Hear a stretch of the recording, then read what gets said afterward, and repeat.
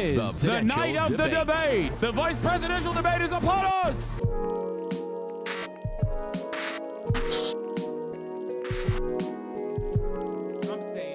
The economy remains one of the key issues for voters ahead. Debate's coming up in 2 hours. Did you see CBS is going to have a QR code that links to fact checking online? I know, it sucks. They should literally do the same thing that, like, at the very least, if they're not going to stop and fact check, they should at the very least do the thing that, like, I don't know, Jubilee does, when they put the real facts. How is it? We do want to turn now to where we are tonight, our special coverage of the vice presidential debate. Kicking us off here is senior White House correspondent Kelly O'Donnell. Kelly, so great to have you here with us in Manhattan. Not a battleground state, right? Not exactly a battleground district in this election.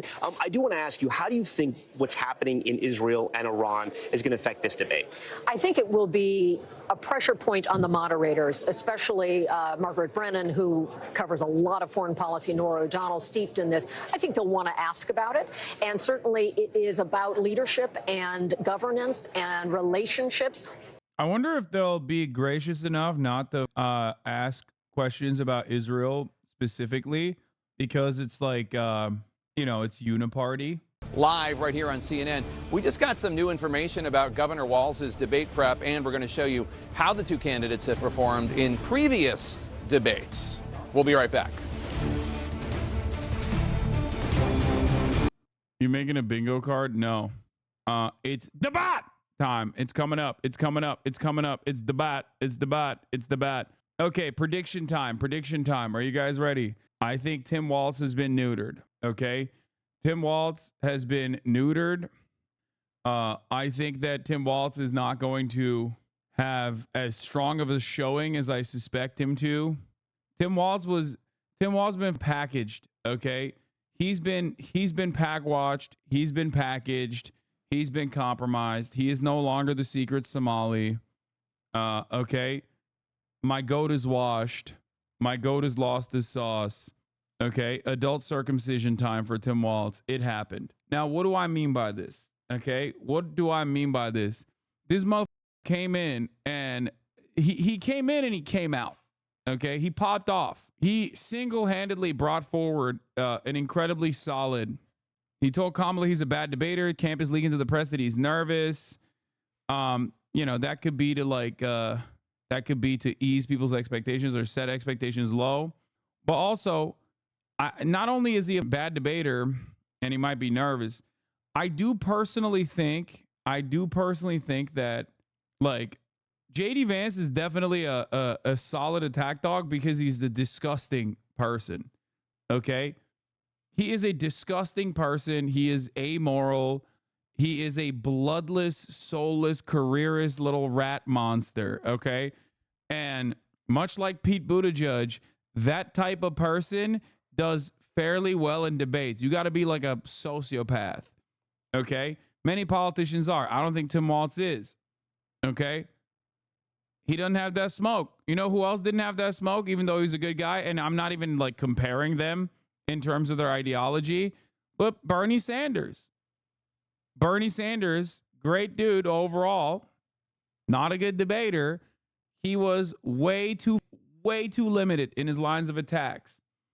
Okay. Now, Tim practiced with Mayo Pete, but it doesn't matter.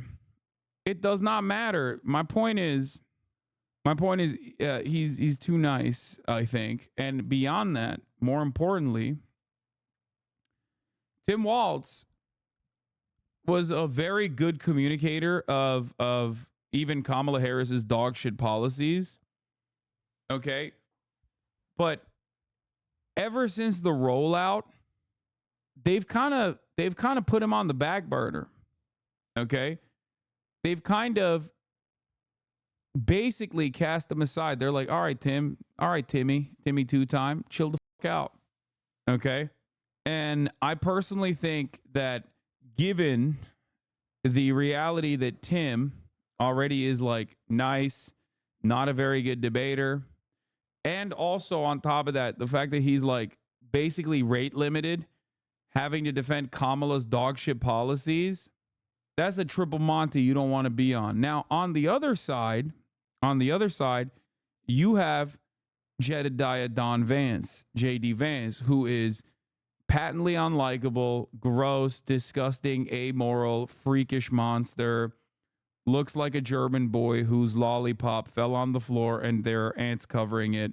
He always is out there looking like mein lolly. Like, that's what he looks like. He's nasty.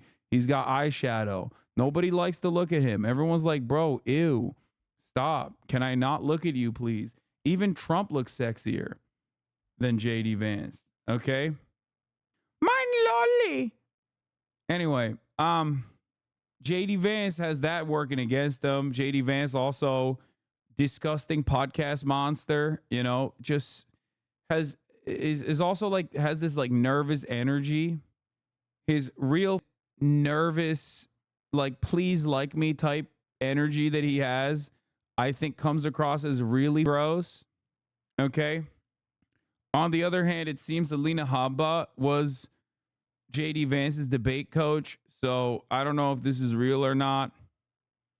But if it is real, he will take a L for sure. I mean, that's crazy. JD Vance is like Jeb Bush, but less sad. Yeah. He's just gross. He sucks.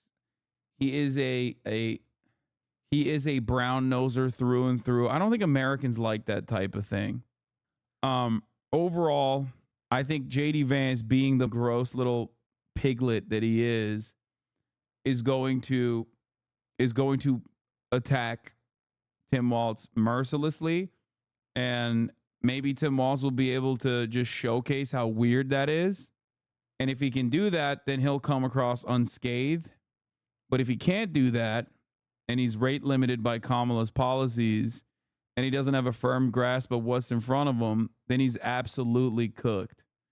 And by cooked, I mean, ultimately it doesn't matter because the VP debates are the most inconsequential thing. I'll be honest with you. Like, there's not a lot of motion here. Okay.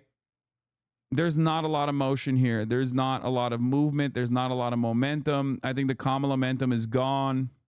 As I said, it would go away. Post DNC especially, I think it just like, boom, stop that shit dead in its tracks. That's why you haven't seen like enough movement in the polls. I don't know if the media will be gracious enough not to bring up Israel or at least the Iranian attacks. They probably have to. I mean, that's a huge story in terms of foreign policy. But maybe they'll abide by the uniparty principle there and ask it in a way that is like favorable to both parties. I can see people considering them more consequential than usual because Trump is brainless. So Vance is thought as the brains of the operation and Harris didn't get a primary. So Walz is the new blood, new quantity that people are interested in.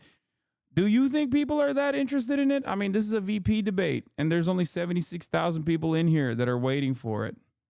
You know? Which is the original stream, the OG stream? I guess there's 368,000 watching on CBS, so that's, you know, there's a lot of people watching. Is CBS the OG? Tonight, with just over a month to go until Election Day, the first and only meeting between the two men who hope to become vice president Let's of the United go. States, Democratic Governor Tim Walz of Minnesota and Republican Senator JD Vance of Ohio. Now, this is likely the final debate of this election cycle, and voting is already underway in 20 states. CBS News polling shows this remains a race either presidential candidate could win. You can't fast forward through the ad breaks because at the top of the hour, there's a 3-minute ad break. And if you no longer want to see those ads, you're going to have to subscribe, chat. Subscribe for free with a Twitch Prime. You know what's at the end of this little journey? That's right, at the top of the hour, in the middle of the hour, there's a 1-minute ad break, at the top of the hour, there's a 3-minute ad break. Subscribe This now is a CBS for News free special, with a Twitch live Prime from or CBS for News $6. headquarters in New York. Or you can get gifted a sub. America Here it decides. is. The vice The presidential night of the debate. The vice presidential debate is upon us. Good evening, I'm Nora O'Donnell, and thank you for joining us for tonight's CBS News Vice Presidential Debate. We want to welcome our viewers on CBS, on other networks here in the U.S. and Fuck around you, the world. Dan Bongino. We have a consequential Suck my night dick. ahead, and our focus is the issues that matter to you, the voter. Let's introduce the candidates. Minnesota's Democratic Governor Tim Walz and Ohio's Republican Senator JD Vance, tonight meeting for the first time. I'm Margaret Brennan. In order to have a thoughtful and civil debate, They These Tough are the already. rules that both campaigns have agreed to. Questions will be directed at one candidate who will have 2 minutes to respond. The other candidate will be allowed 2 minutes for rebuttal. Then each candidate will get another minute to make further points, with an additional 1 minute each at the discretion of the moderator.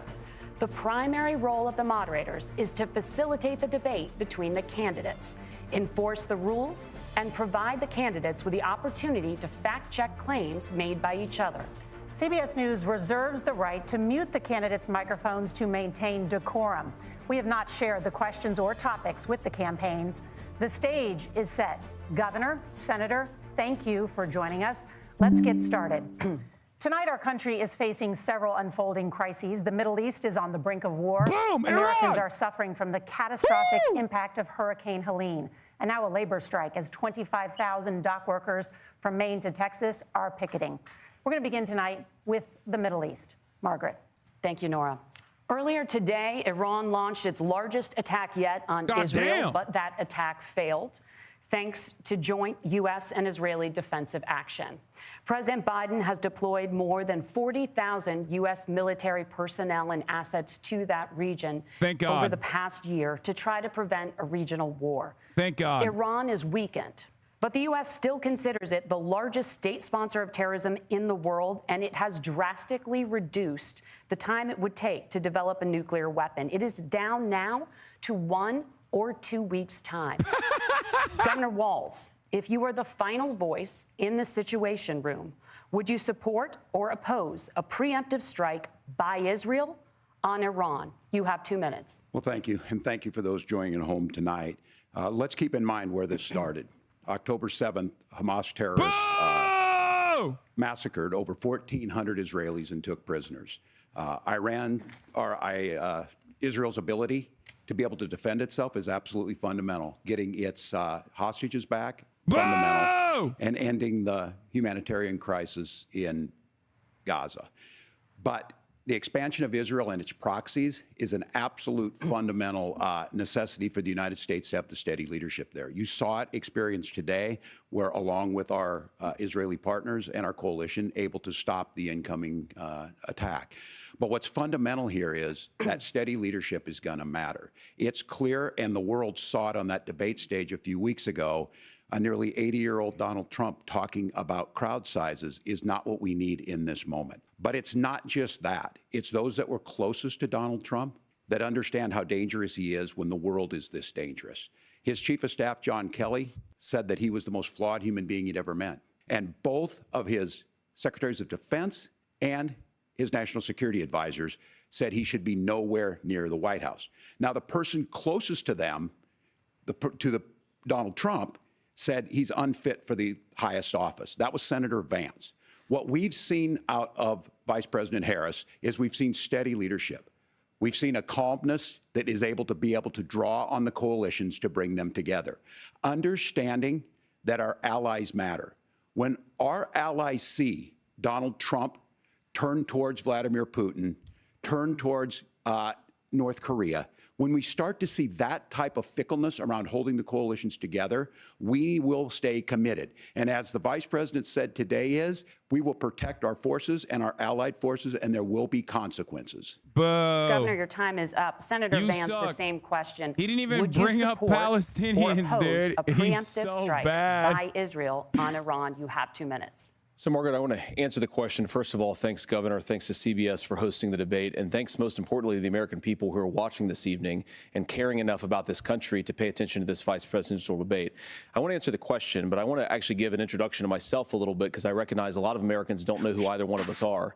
I was raised in a working-class family. My mother required food assistance for periods of her life. My grandmother required Social Security help to raise me, and she raised me in part because my own mother struggled with addiction for a big chunk of my early life. I went to college on the GI Bill after I enlisted in the Marine Corps and served in Iraq. And so I stand here asking to be your vice president with extraordinary gratitude for this country, for the American dream that made it possible for me to live my dreams. And most importantly, I know that a lot of you are worried about the chaos in the world and the feeling that the American dream is unattainable. I want to try to convince you tonight over the next 90 minutes that if we get better leadership in the White House, if we get Donald Trump back in the White House, the American dream is going to be attainable once again. Now, to answer this particular question, we have to remember that as much as Governor Walz just accused Donald Trump of being an agent of chaos, Donald Trump actually delivered stability in the world, and he did it by establishing effective deterrence. People were afraid of stepping out of line. Iran, which launched this attack, has received over $100 billion in unfrozen assets thanks to the Kamala Harris administration. What do they use that money for? They use it to buy weapons that they're now launching against our allies, and God forbid, potentially launching against the United States as well. Donald Trump recognized that for people to fear the United States, you needed peace through strength. They needed to recognize that if they got out of line, the United States global leadership would put stability and peace back in the world. Now, you asked about a preemptive strike, Margaret, and I want to answer the question. Look, it is up to Israel what they think they need to do to keep their country safe, and we should support our allies wherever they are when they're fighting the bad guys. I think that's the right approach to take with the Israel question. Thank you, Senator.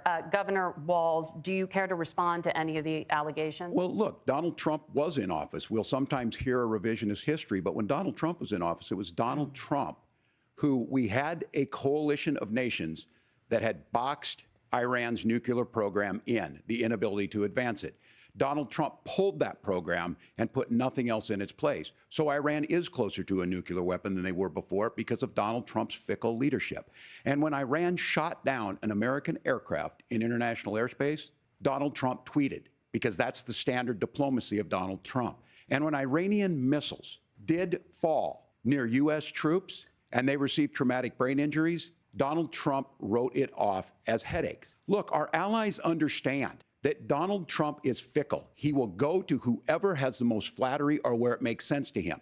Steady leadership like you witnessed today, like you witnessed in April. Both Iranian attacks were repelled. Our coalition is strong, and we need the steady leadership that Kamala Harris is providing. Senator Vance, the U.S. did have a diplomatic deal with Iran to temporarily pause parts of its nuclear program, and President Trump did exit that deal. He recently said, just 5 days ago, the U.S. must now make a diplomatic deal with Iran because the consequences are impossible. Did he make a mistake? You have 1 minute. Well, first of all, Margaret, diplomacy is not a dirty word, but I think that's something that Governor Walz just said is quite extraordinary. You yourself just said Iran is as close to a nuclear weapon today as they have ever been. And Governor Walz, you blame Donald Trump. Who has been the vice president for the last 3.5 years? And the answer is your running mate, not mine. Donald Trump consistently made the world more secure. Now, we talk about the sequence of events that led us to where we are right now, and you can't ignore October the 7th, which I appreciate Governor Walz bringing up.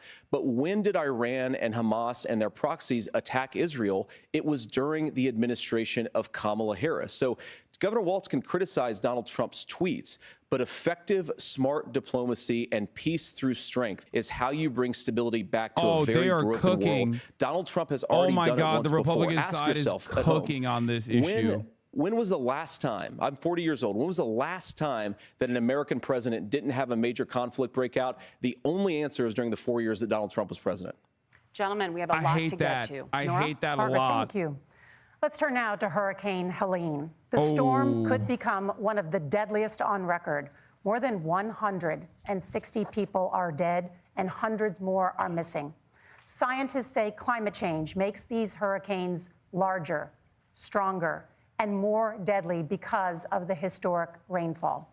Senator Vance, according to CBS News polling, 7 in 10 Americans and more than 60% of Republicans under the age of 45 favor the U.S. taking steps to try and reduce climate change. Senator, what responsibility would the Trump administration have to try and reduce the impact of climate change? I'll give you 2 minutes. Sure. So first of all, let's start with the hurricane because it's an unbelievable, unspeakable human tragedy. I just saw today actually a photograph of 2 grandparents on a roof with a 6-year-old child, and it was the last photograph ever taken of them because the roof collapsed and those innocent people lost their lives. And I'm sure Governor Walz joins me in saying our hearts go out to those innocent people, our prayers go out to them, and we want as robust and aggressive as a federal response as we can get to save as many lives as possible, and then of course course, afterwards to help the people in those communities rebuild. I mean, these are communities that I love. Some of them I know very personally in Appalachia, all across the Southeast. They need their government to do their job. And I commit that when Donald Trump is president again, the government will put the citizens of this country first when they suffer from a disaster. Now, Nora, you asked about climate change. I think this is a very important issue. Look, a lot of people are justifiably worried about all these crazy weather patterns. I think it's important for us, first of all, to say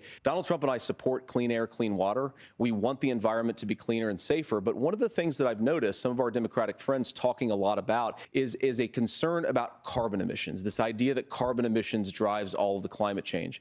Well, let's just say that's true, just for the sake of argument, so we're not arguing about weird science. Let's just say that's true. Well, if you believe that, what would you want to do? The answer is that you'd want to reshore as much American manufacturing as possible, and you'd want to produce as much energy as possible in the United States of America because we're the cleanest economy in the entire world. What have Kamala Harris's policies actually led to? More energy production in China, more manufacturing overseas, more doing business in some of the dirtiest parts of the entire world. And when I say that, I mean the amount of carbon emissions they're doing per unit of economic output. So if we actually care about getting cleaner air and cleaner water, the best thing to do is to double down and invest in American workers and the American people. And unfortunately, Kamala Harris has done exactly the opposite. Governor Walz, you have 2 minutes to respond. Well, we got close to an agreement because all those things are happening. Look, first of all, it is a horrific tragedy with this hurricane. And my heart goes out to the folks that are down there in contact with the governors. I serve as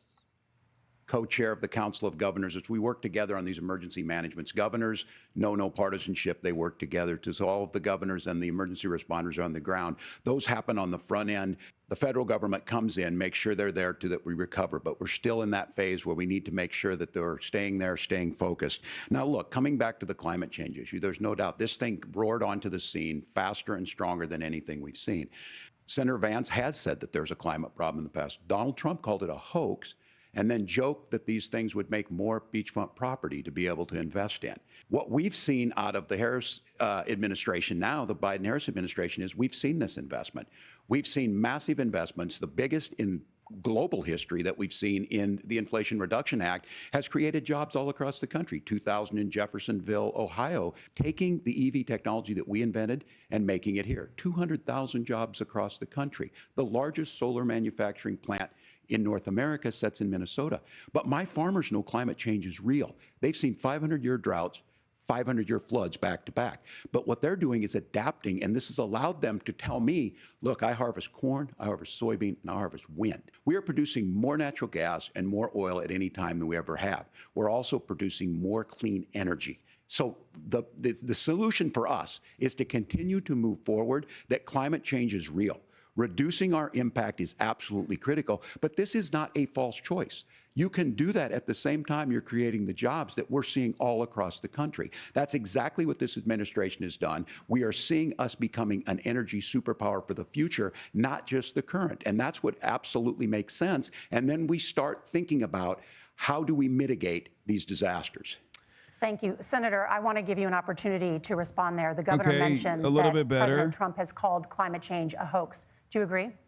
Well, look, what the president has said is that if the Democrats, in particular Kamala Harris and her leadership, if they really believe that climate change is serious, what they would be doing is more manufacturing and more energy production in the United States of America, and that's not what they're doing. So clearly, Kamala Harris herself doesn't believe her own rhetoric on this. If she did, she would actually agree with Donald Trump's energy policies. Now, something Governor Walz said I think is important to touch upon, because when we talk about clean energy, I think that's a slogan that often the Democrats will use here. And I'm talking, of course, about the Democratic leadership. And the real issue is that if you're spending hundreds of millions or even billions of dollars of American taxpayer money on solar panels that are made in China, number one, you're going to make the economy dirtier. We should be making more of those solar panels here in the United States of America. Some of them are, Tim, but a lot of them are being made overseas in China, especially the components that go into those solar panels. So if you really be like, yo, your people don't want the Green New Deal, suck my dick. Invest in more energy production. We haven't built a nuclear facility, I think, one in the past 40 years. Senator. Natural gas, we got to invest more in it. Kamala Harris has done the opposite. That's raised energy prices and also meant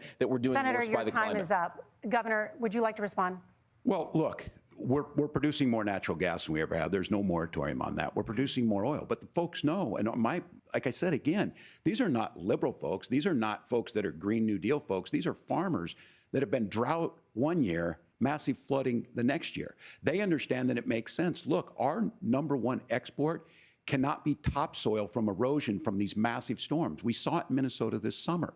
And thinking about how do we respond to that, we're thinking ahead on this. And what Kamala Harris has been able to do in Minnesota, we're starting to weatherproof some of these things. The infrastructure law that was passed allows us to think about mitigation in the future. How do we make sure that we're protecting by burying our power lines? How do we make sure that we're protecting lakefronts and things that we're seeing more and more of? But to call it a hoax and to take the oil company executives to Mar-a-Lago, say, give me money for my campaign and I'll let you do whatever you want. We can be smarter about that, and an all-above energy policy is exactly what she's doing, creating those jobs right here. Governor, your time is up. The overwhelming consensus among scientists is that the Earth's climate is warming at an unprecedented rate. Margaret? Thank you, Nora. We're going to turn now to immigration. The crisis at the U.S.-Mexico border consistently ranks as one of the top issues for American voters. Senator Vance, your campaign is pledging to carry out the largest mass deportation plan in American history and to use the U.S. military to do so. Could you be more specific about exactly how this will work? For example, would you deport parents who have entered the U.S. illegally and separate them from any of their children who were born on U.S. soil? Good question. So first of all, Margaret, before we talk about deportations, we have to stop the bleeding. We have a historic immigration crisis because Kamala Harris started and said that she wanted to undo all of Donald Trump's border policies. 94 executive orders suspending deportations, decriminalizing illegal aliens, massively increasing the asylum fraud that exists in our system. That has opened the floodgates. And what it's meant is that a lot of fentanyl is coming into our country. I had a mother who struggled with opioid addiction and has gotten clean.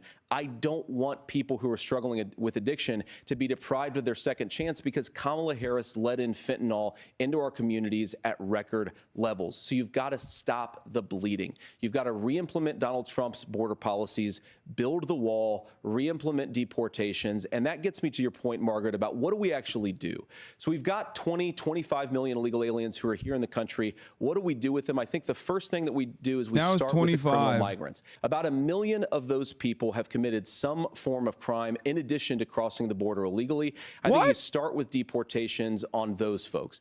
And then I think you make it harder for illegal aliens to undercut the wages of American workers. A lot of people will go home if they can't work for less than minimum wage in our own country. And by the way, that'll be really good for our workers who just want to earn a fair wage for doing a good day's work. And the final point, Margaret, is you ask about family separation. Right now in this country, Margaret, we have 320,000 children that the Department of Homeland Security has effectively lost. Some of them have been sex trafficked. Some of them hopefully are at homes with their families. Some of them have been used as drug trafficking mules. The real family separation policy in this country is unfortunately Kamala Harris's wide open southern border. What? I'd ask my fellow Americans to remember when she came into office, she said she was going to do this. No real fact leadership checks. Would be saying, you know what? No I fact screwed checks up. on this We're going debate, to go back chat. to Donald Trump's border policies. I wish that she would do that. It would be good for all of us.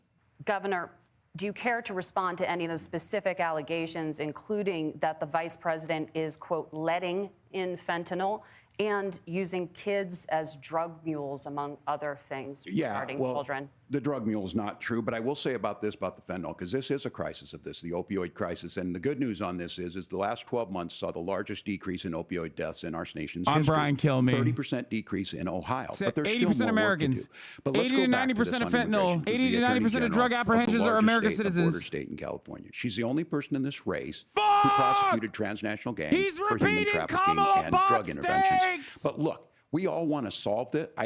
Most of us want to solve this.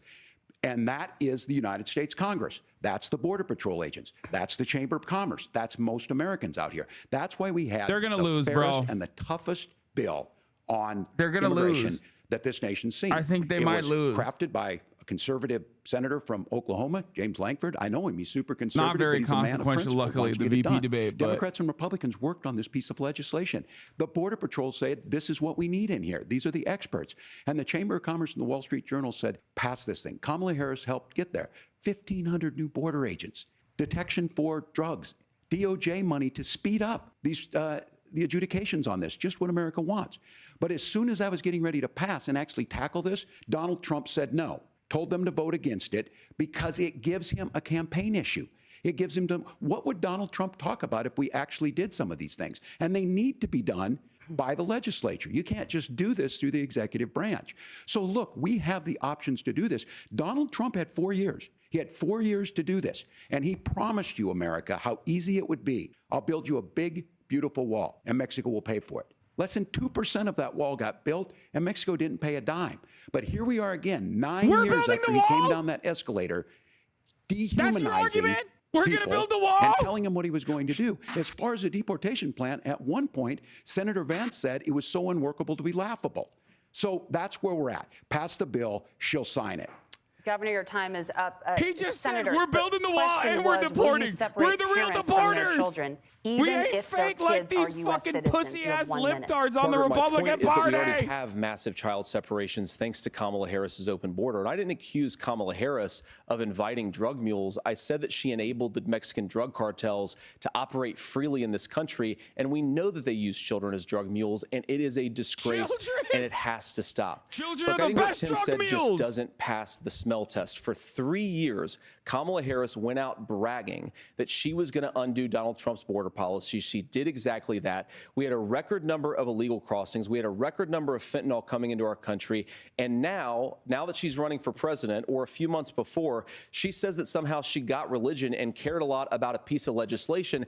The only thing that she did when she became the vice president, when she became the appointed border czar, was to undo 94 Donald Trump executive actions that opened the border. This problem is leading to massive problems in the United States of America. Parents who can't afford health care, schools that are overwhelmed. It's got to stop, and it will when Donald Trump is president again. Senator, your time is up. Governor, what about our CBS News polling, which does show that a majority of Americans, more than 50%, support mass deportations? I hate this. I hate this debate. Issue it sucks with so a bill bad. that is necessary. But the issue on this is what happens when you don't want to solve it.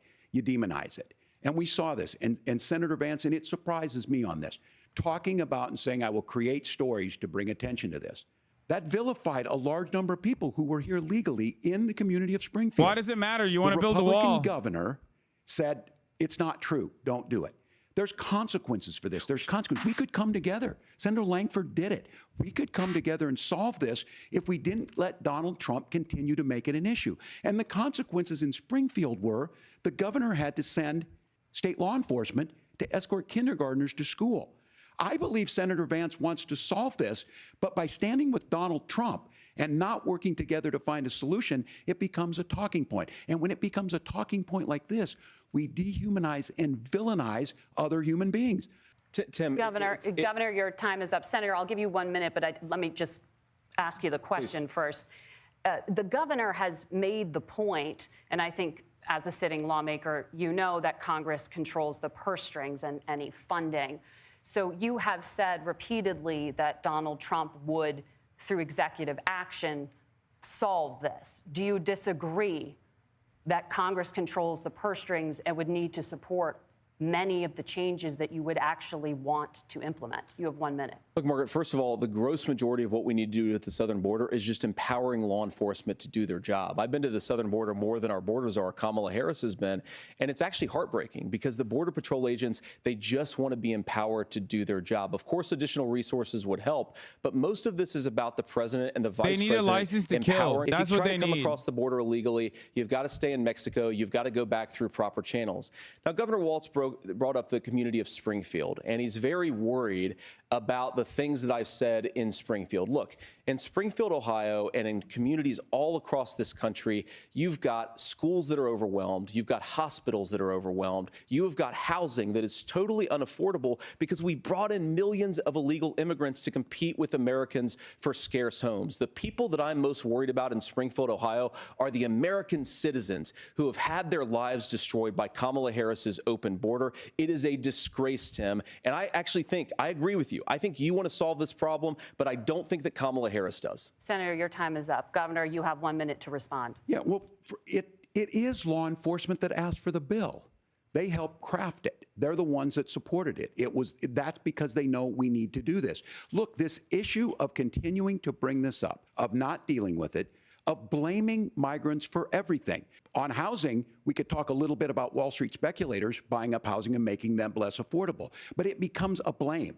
Look, this bill also gives the money necessary to adjudicate. I agree. It should not take 7 years for an asylum claim to be done.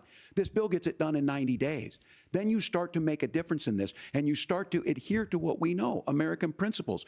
I don't talk about my faith a lot, but Matthew 25:40 talks about, to the least amongst us, you do unto me. I think that's true of most Americans. They simply want order to it.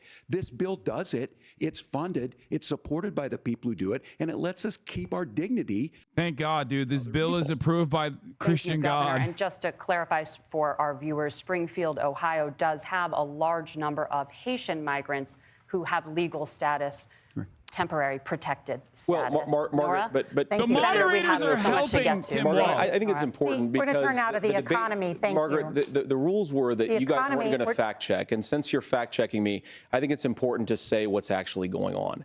So there's an application called the CBP One app, where you can go on as an illegal migrant, apply for asylum or apply for parole, and be granted legal status at the wave of a Kamala Harris open border wand.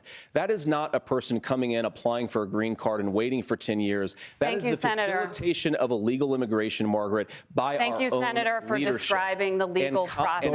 We have so much to get to, Senator. Those We have laws so have been on much. the books since 1990. Thank you, gentlemen. The we CBP want to One have, app has not been on the books. Mute him. Oh, they did. gentlemen, the audience can't hear you because your mics are cut. We have so much we want to get to. Thank you for explaining the legal process.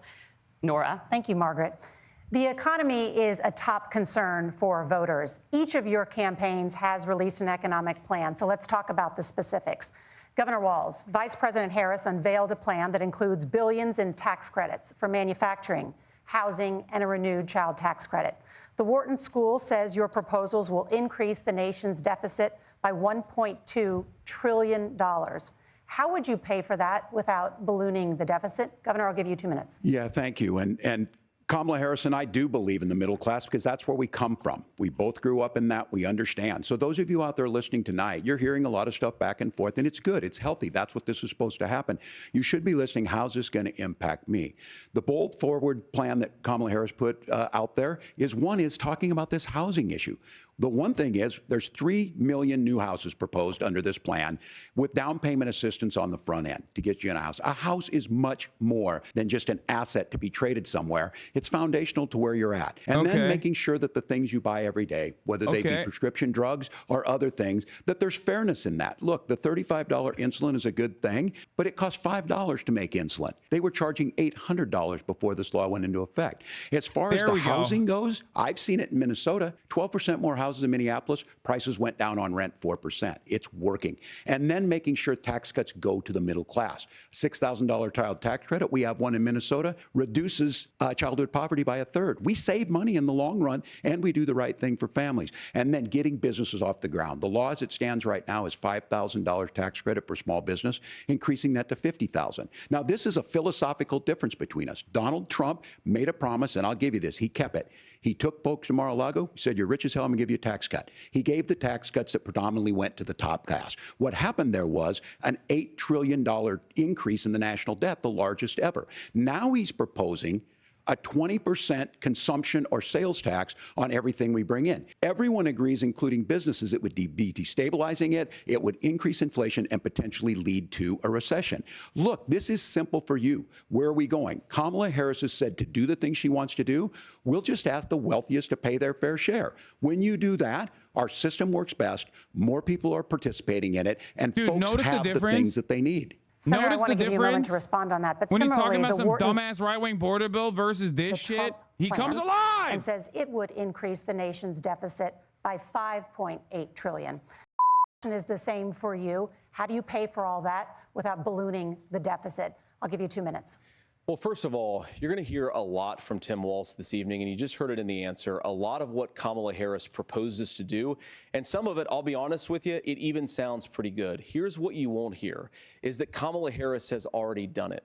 Because she's been the vice president for 3.5 years. She had the opportunity to enact all of these great policies, and what she's actually done instead is drive the cost of food higher by 25%, drive the cost of housing higher by about 60%, open the American southern border, and make middle-class life unaffordable for a large number of Americans. If Kamala Harris has such great plans for how to address middle-class problems, then she ought to do them now, not when asking for a promotion, but in the job the American people gave her 3.5 years ago. And the fact that she isn't tells you a lot about how much you can trust her actual plans. Now, Donald Trump's economic plan is not just a plan, but it's also a record. A lot of those same economists attack Donald Trump's plans, and they have PhDs, but they don't have common sense and they don't have wisdom, because Donald Trump's economic policies delivered the highest take-home pay in a generation in this country, 1.5% inflation, and to boot, peace and security all over the world. So when people say that Donald Trump's economic plan doesn't make sense, I say, look at the record. He delivered rising take-home pay for American workers. Now, Tim admirably admits that they want to undo the Trump tax cuts. But if you look at what was so different about Donald Trump's tax cuts, even from previous Republican tax cut plans, is that a lot of those resources went to giving more take-home pay to middle-class and working-class Americans. It was passed in 2017. That's a and lie. You saw an American economic boom unlike we've seen in a generation in this country. That is a record that I'm proud to run on. Go to the QR code to find out. Back to that common sense wisdom so that you can afford to live the American dream again. I know a lot of you are struggling. I know a lot of you are worried about paying the bills. It's going to stop when Donald Trump brings back common sense to this country. Governor, do you want to respond to that? Well, Kamala Harris's day one was Donald Trump's failure on COVID that led to the collapse of our economy. We were already before COVID in a manufacturing recession, but 10 million people out of work, largest percentage since the Great Depression. 9 million jobs closed on that. That was day one. Whether it was the Infrastructure Act or other things we moved. Now, you made a question about experts, said this. I've made a note of this. Economists can't be trusted. Science can't be trusted. National security folks can't be trusted. Look, if you're going to be president, you don't have all the answers. Donald Trump believes he does. My pro tip of the day is this. If you need heart surgery, listen to the people at the Mayo Clinic in Rochester, Minnesota, not Donald Trump. And the same thing goes with this. And I ask you out there, teachers, nurses, truck drivers, whatever, how is it fair that you're paying your taxes every year and Donald Trump hasn't paid any federal tax in the last 15 years? And the last year as president. That's what's wrong with the system. There's a way around it, and he's bragged about that. We're just asking for fairness in it, and that's all you want. You have a minute. Governor, you say trust the experts. But those same experts for 40 years said that if we shipped our manufacturing base off to China, we'd get cheaper goods. They lied about that. They said if we shipped our industrial base off to other countries, to Mexico and elsewhere, it would make the middle class stronger. They were wrong about that. They were wrong about the idea that if we made America less self-reliant, less productive in our own nation, that it would somehow make us better off, and they were wrong about it. And for the first time in a generation, Donald Trump had the wisdom and the courage to say to that bipartisan consensus, we're not doing it anymore. We're bringing American manufacturing back. We're unleashing American energy. We're going to make more of our own stuff. And this isn't just an economic issue. I mean, I've got 3 beautiful little kids at home, 7, 4, and 2, and I love them very much, and I hope they're in bed right now. But look, so many of the drugs, the pharmaceuticals that we put in the bodies of our children are manufactured by nations that hate us. This has to stop. And we're not going to stop it by listening to experts. We're going to stop it by listening to common sense wisdom, which is what Donald Trump governed on. Senator, your time is up. Governor Walz, can you address that? I mean, voters say they trust Donald Trump on the economy more. Why? Well, if you're listening tonight and you want billionaires to get tax cuts, you heard what the numbers were. Look, I'm a union guy on this. I'm not a guy who wanted to ship things overseas, but I understand that, look, we produce soybeans and corn. We need to have fair trading partners. That's something that we believe in. I think the thing that most concerns me on this is Donald Trump was the guy who created the largest trade deficit in American history with China. So the rhetoric is good. Much of what the senator said right there, I'm in agreement with him on this. I watched it happen too. I watched it to my communities, and we talked about that. But we had people undercutting the right to collectively bargain. We had right to work states made it more difficult. We had companies that were willing to ship it over, and we saw people profit. Folks that are venture capital in some cases, putting money into companies that were overseas. Say it like his daddy. We're in agreement that we bring those home. The like issue his is daddy. Donald Trump is talking about it. He's Kamala a blood Harris has boy a for record Peter Thiel. Attack 250,000 him. more manufacturing You fucking jobs pussy. just getting out of the IRA. May I respond to that? Yes. Attack So him! I appreciate that. So if you notice, what Governor Walz just did is he said, first of all, Donald Trump has to listen to the experts. And then when he acknowledged that the experts screwed up, he said, well, Donald Trump didn't do nearly as good of a job as the statistics that's a show gross generalization. that he did.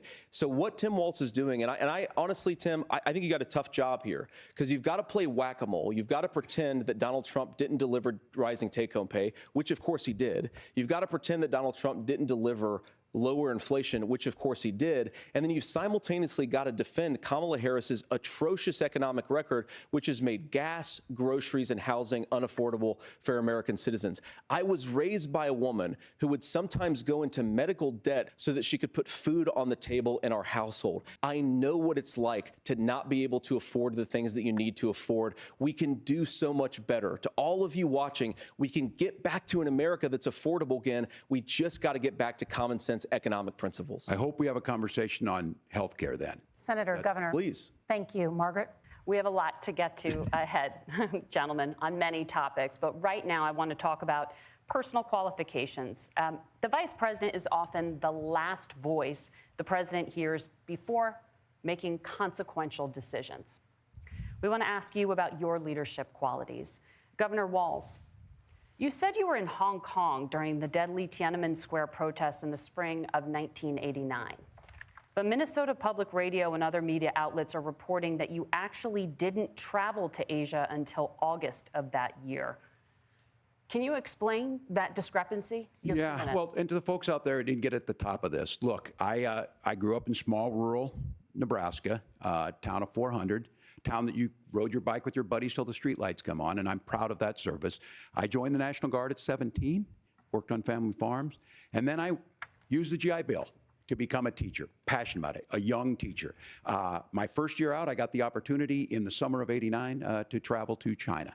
35 years ago, be able to do that. I came back home and then started a program to take young people there. We would take basketball teams, we would take baseball teams, we would take dancers, and we would go back and forth to China.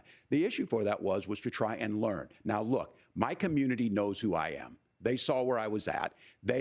Look, I will be the first to tell you, I have poured my heart into my community. I've tried to do the best I can, but I've not been perfect. And I'm a knucklehead at times, but it's always been about that. Those same people elected me to Congress for 12 years. And in Congress, I was one of the most bipartisan people, working on things like farm bills that we got done, working on veterans benefits. And then the people of Minnesota were able to elect me to governor twice.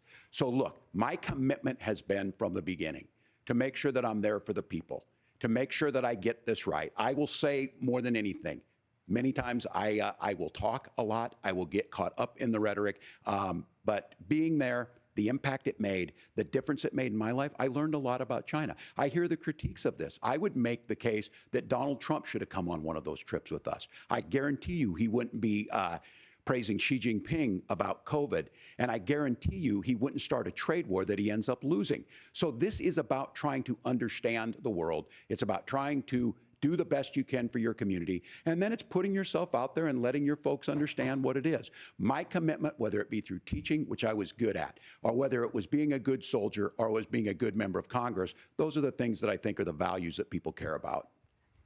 Governor, just to follow up on that, the question was, can you explain the discrepancy? All I said on this was I got there that summer and misspoke on this. So I will just, that's what I've said. So I was in Hong Kong and China during the democracy protests went in. And from that, I learned a lot of what needed to be in governance. Thank you, Governor. Cooked. Senator Vance, in 2016, you called your running mate, Donald Trump, unfit for the nation's highest office, and you said he could be America's Hitler. I know you've been asked many times, and you've said you regret those comments and explained you then voted for Donald Trump in 2020.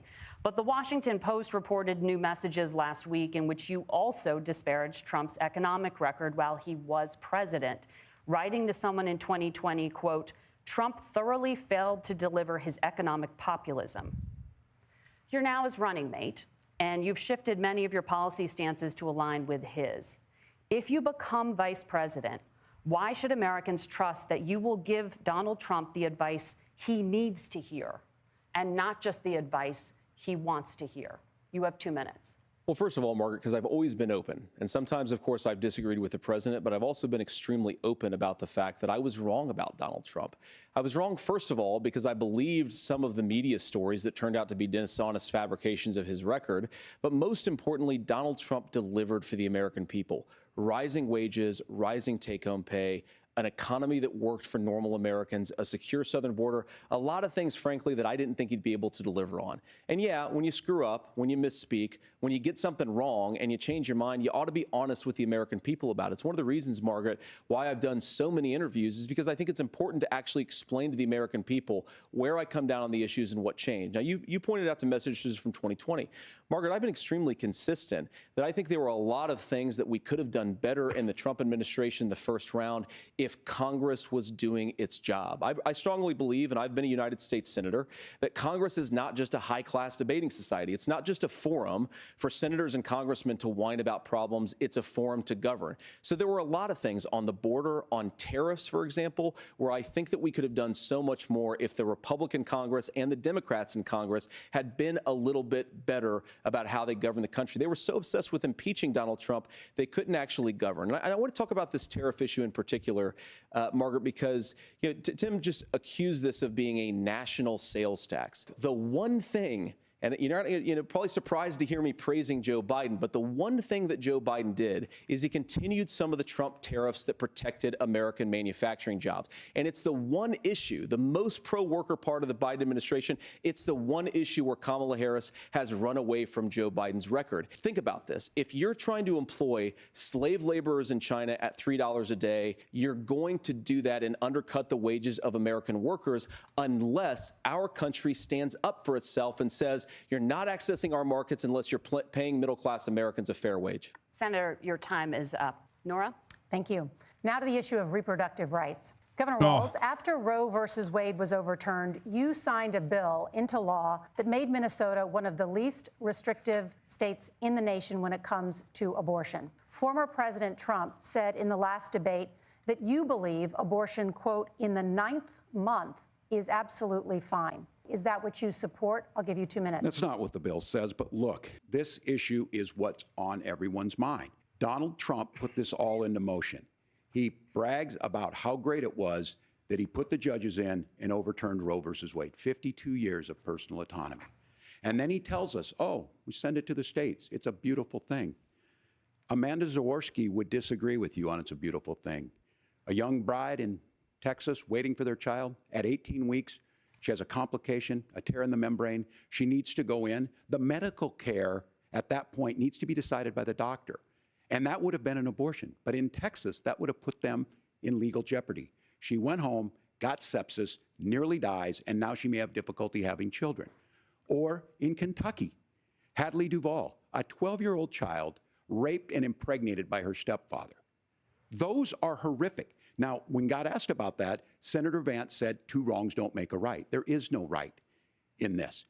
So in Minnesota, what we did was restore Roe versus Wade.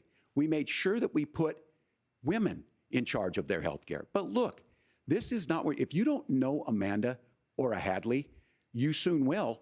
Their Project 2025 is going to have a registry of pregnancies. It's going to make it more difficult, if not impossible, to get contraception and limit access, if not eliminate access to infertility treatments. For so many of you out there listening, me included, infertility treatments are why I have a child. That's nobody else's business, but those things are being proposed. And the catch-all on this is, well, the states will decide what's right for Texas might not be right for Washington.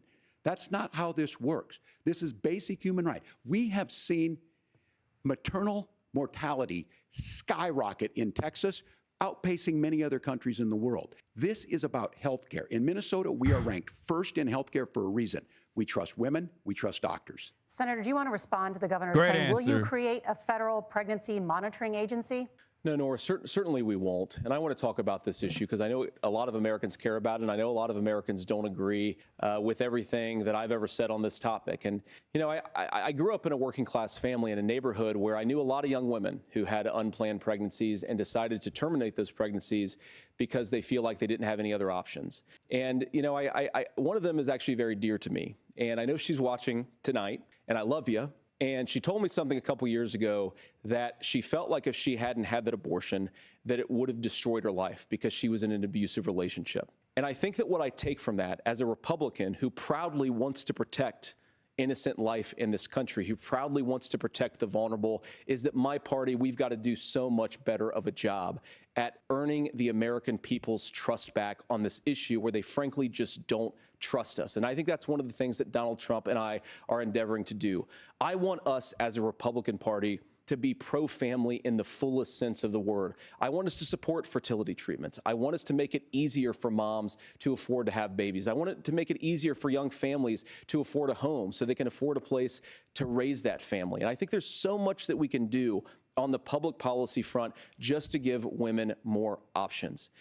Now, of course, Donald Trump has been very clear that on the abortion policy specifically, that we have a big country and it's diverse. And California has a different viewpoint on this than Georgia. Georgia has a different viewpoint from Arizona. And the proper way to handle this, as messy as democracy sometimes is to let voters make these decisions, let the individual states make their abortion policy, and I think that's what makes the most sense. Point for in a Walz very on big, this, a but very diverse, only and because let's he be is honest, good on the sometimes issue and a he's very, right on the very issue. messy and divided country.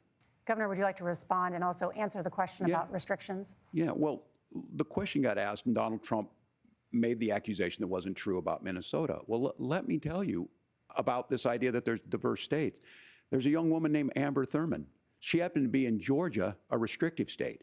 Because of that, she had to travel a long distance to North Carolina to try and get her care. Amber Thurman died in that journey back and forth.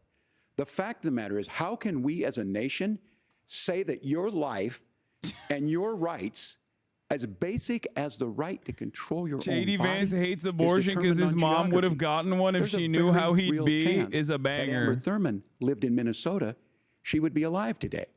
That's why the restoration of Roe versus Wade. When you listen to Vice President Harris talk about this subject and you hear me talk about it, you hear us talking exactly the same.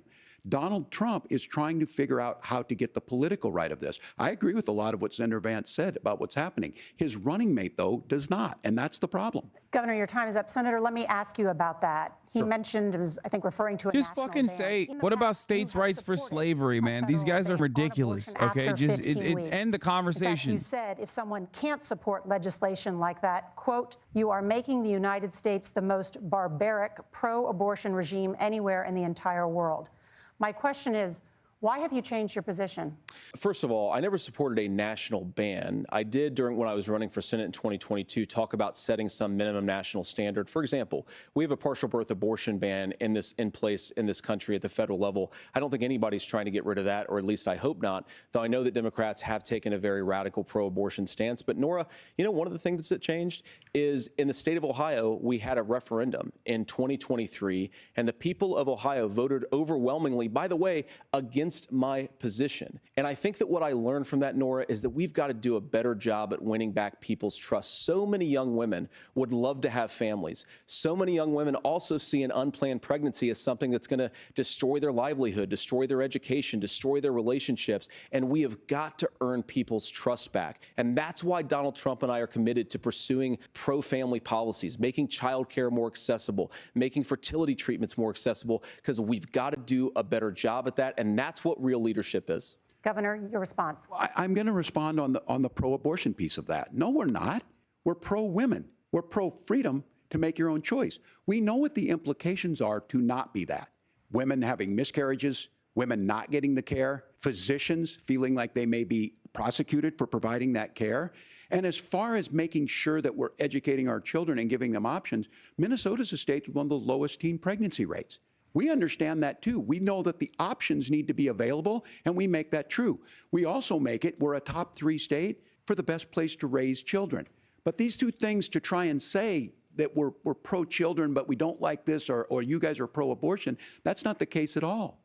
We are pro-freedoms for women to make their choices, and we're going, and Kamala Harris is making the case, to make options for children more affordable, a $6,000 child tax credit, but we're not going to base that on the backs of making someone like Amber Thurman drive 600 miles to try and get health care. Senator? May I respond to that? First of all, Governor, I agree with you. Amber Thurman should still be alive, and there are a lot of people who should still be alive, and I certainly wish that she was.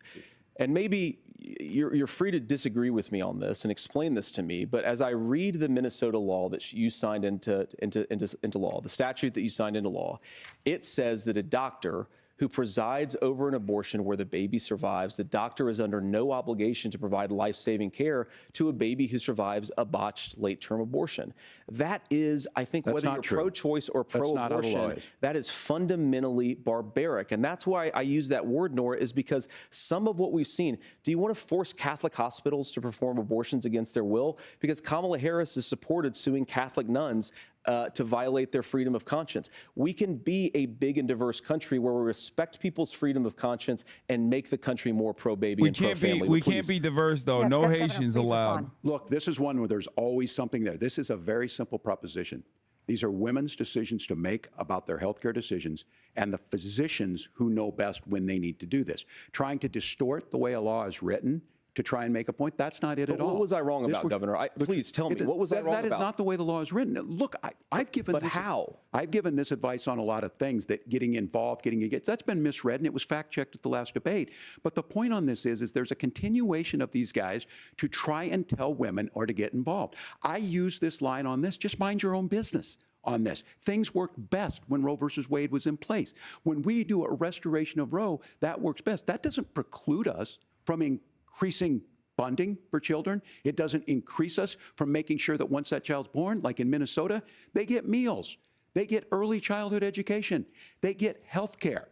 So the hiding behind we're going to do all these other things when you're not proposing them in your budget, Kamala Harris is proposing them. She's proposing all those things to make life easier for families. I asked a specific question, Governor. You gave me a slogan as a response. It's not the case. It's not true. That's not what the law says. So they fact-checked it with President Trump. Gentlemen, there's a lot to discuss. We have to move on, and we're going to be right back with much more of the CBS News vice presidential debate in just a moment. I'm done.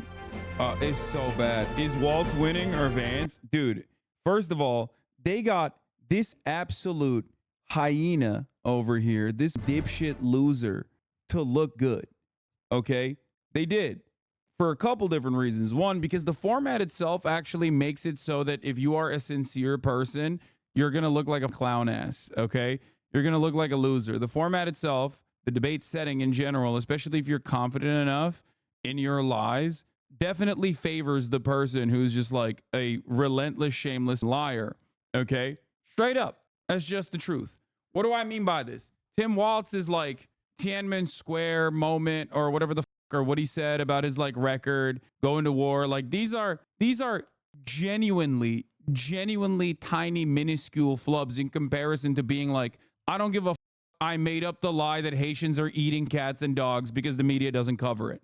Okay? Like that's not even in the same ecosystem. It is not in the same planet. It's not even in the same goddamn it's not in the same universe. Okay? So the idea that these two things are then immediately like placed upon one another as though it's the same level of like lies is ridiculous. But also on top of that, aside from the format, Tim Walz, like I said, is shackled in this structure because he has to defend idiotic propositions. You notice the difference in communication when he's talking about lowering the cost of pharmaceutical prices, lowering the cost of housing. He pops off. When he talks about defending reproductive rights for women, he pops off, okay? Because his heart is in that. But when he's talking about allowing Israel to do a first strike on Iran, are you kidding me? That was the first question. What a morally bankrupt nation we are. That the first conversation when you know, we have a goddamn apartheid state doing a genocide, opening up a new front, okay, potentially, and escalating regional conflict into all-out nuclear war potentially. And that's the first question. Will you give Israel the first strike capabilities to nuke Tehran?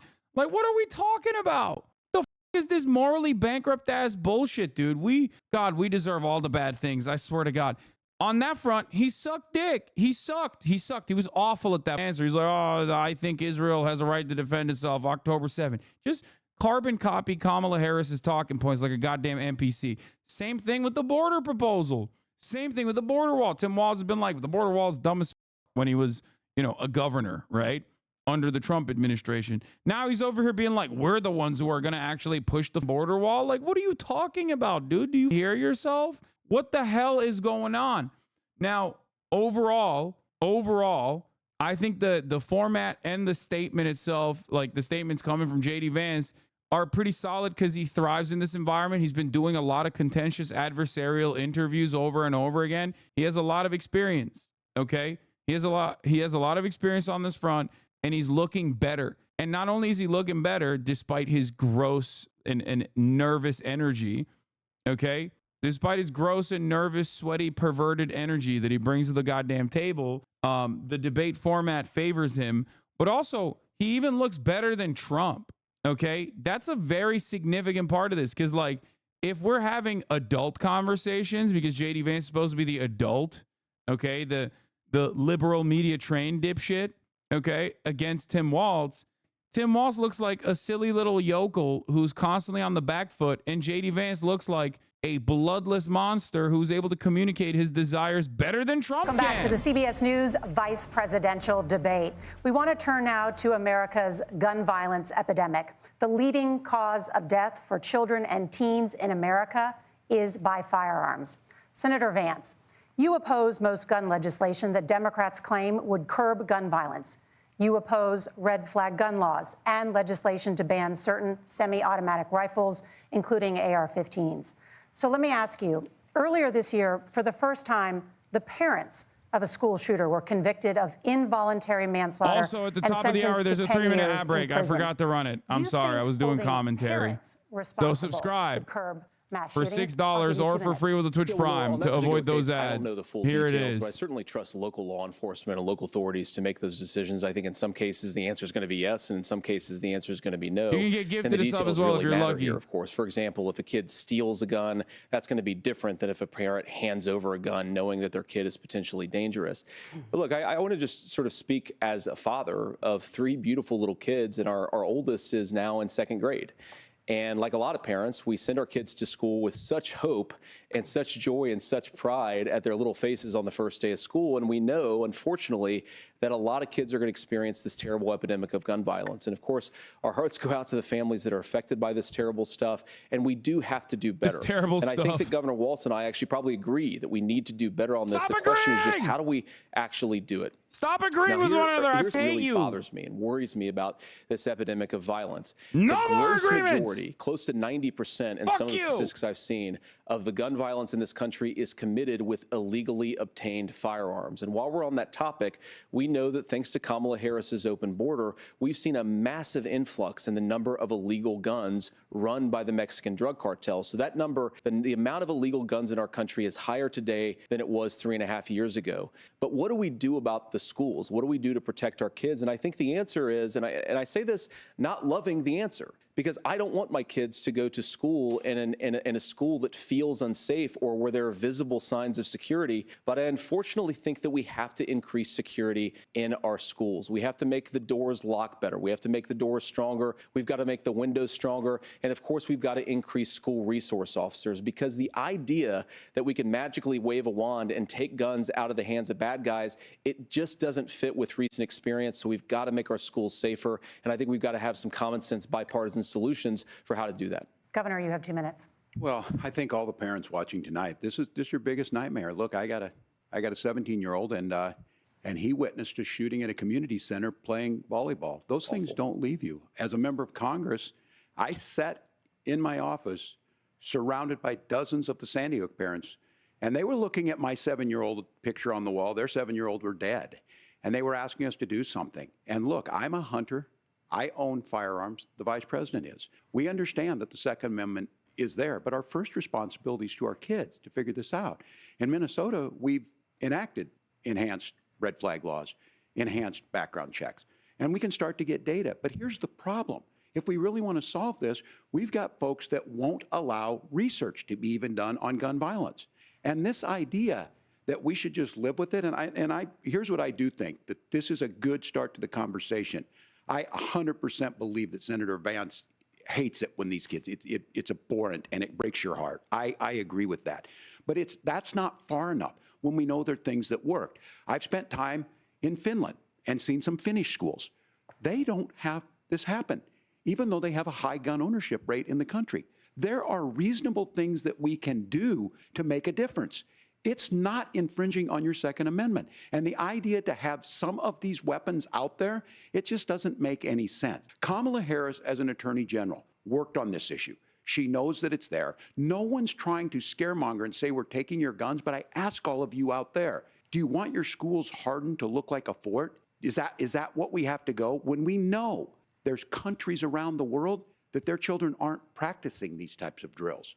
They're being kids. We owe it to them to get a fix. These are things that shouldn't be that difficult. You can still keep your firearms, and we can make a difference. We have to. If you're listening tonight, this breaks your heart. Senator. Tim, first of all, I didn't know that your 17-year-old witnessed a shooting. And I'm sorry about that, and I hope that he's doing okay. So. Christ have mercy. It is awful. And I appreciate what Tim said. Bro, if he found out, though, he lied about this, I'm going to lose my mind. Frankly, weird differences between our own country's gun violence problem and Finland is, okay, first of all, we have way higher rates of mental health abuse or mental health substance abuse.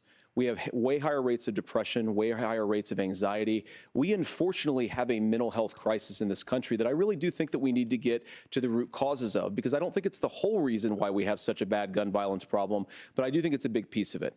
Another driver of the gun violence epidemic, especially that affecting our kids, it doesn't earn as many headlines, but is the terrible gun violence problem in a lot of our big cities. And this is why we have to empower law enforcement to arrest the bad guys, put them away, and take gun offenders off the streets. I think there's a whole host of things that we can do here, but I do think at our schools we've got to talk about more security. Senator, thank you. Governor, you previously opposed an assault weapons ban, but it only later in your political career did you change your position. Why? Yeah, I sat in that office with those Sandy Hook parents. I've become friends with school shooters. I've seen it. Look, the NRA, I was the NRA guy for a long time. They used to teach gun safety. No!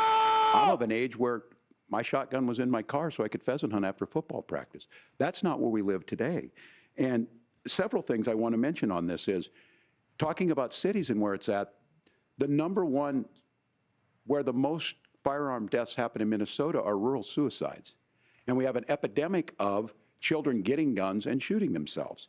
And so we have, and we should look at all of the issues. Making sure folks have health care and all that, but I want to be very careful. This idea of stigmatizing mental health, just because you have a mental health issue doesn't mean you're violent. And I think what we end up doing is we start looking for a scapegoat. Sometimes it just is the guns. It's just the guns, and there are things that you can do about it. But I do think that this is one, and I think this is a healthy conversation. I think there's a capacity to find solutions on this victims, that work, dude. I know. Protect the Second Amendment, protect our children. That's our priority. Gentlemen, thank you. Margaret? Thank you, Nora. Let's turn now to the top contributor to inflation, the high cost of housing and rent. There's a shortage of more than 4 million homes in the United States, and that contributes to the high housing prices. Governor Walz, the Harris campaign promises a $25,000 down payment assistance for first-time home buyers and a $10,000 tax credit. They also promise to build 3 million new homes. Where are you building these homes, and won't handing out that kind of money just drive up prices higher? No, it's not handing out. First, let me say this issue of housing, and I think those of you listening on this, the problem we've had is that we've got a lot of folks that see housing as another commodity. It can be bought up, it can be shifted, it can be moved around. Those are not folks living in those houses. Those of you listening tonight, that house is a big deal. I bought and owned one house in my life. My mom still lives in the house where I was. And when I think of a house, I'm thinking of Christmas services after midnight mass where you go with your family.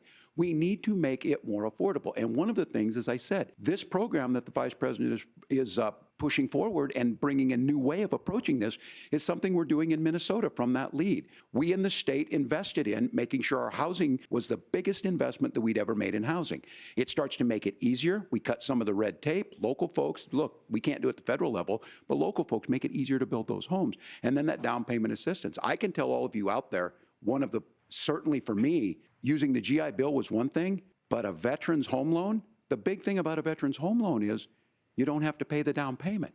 Those are things that make it there. Now, look, you're going to pay it back, and you're going to pay your mortgage. Those are things that we know in the long run, the appreciated value, the generational wealth that's created from it. And I will give Minneapolis an example. Minneapolis is the one city where we've seen the lowest inflation rates.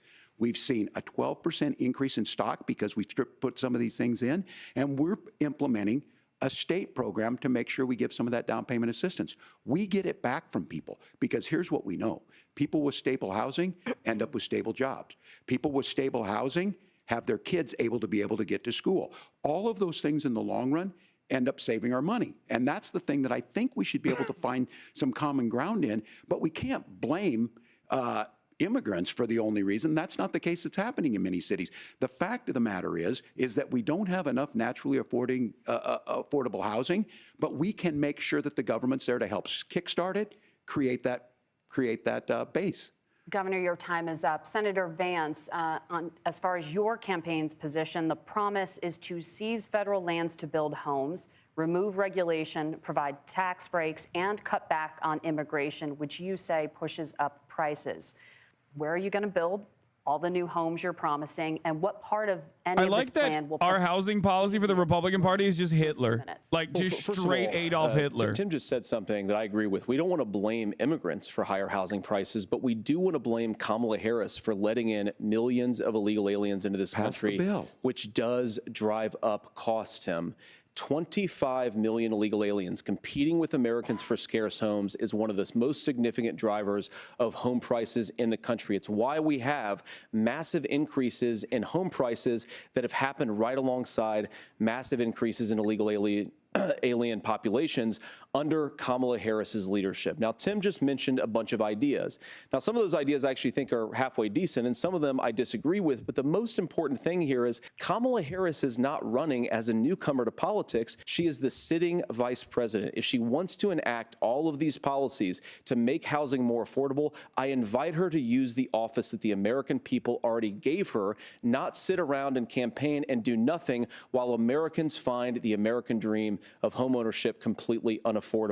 Now, you asked, Margaret, what would immediately change the equation for American citizens if you lower energy prices? As Donald Trump says, drill, baby, drill. One of the biggest drivers of housing costs, aside from illegal immigration, is, think about it. If a truck driver is paying 40% more for diesel, then the lumber he's delivering to the job site to build the house is also going to become a lot more expensive. If we open up American energy, you will get immediate pricing relief for American citizens, not, by the way, just in housing, but in a whole host of other economic goods, too. Senator Vance, you still have 23 seconds there. Do you want to answer? Can I have it? Where, Governor, we will get to you in a moment. But, Senator, where are you going to seize the federal lands? Can you clarify? Well, what Donald Trump has said is we have a lot of federal lands that aren't being used for anything. They're not being used for a national park. They're not being used, and they could be places where we build a lot of housing. And I do think that we should be opening up building in this country.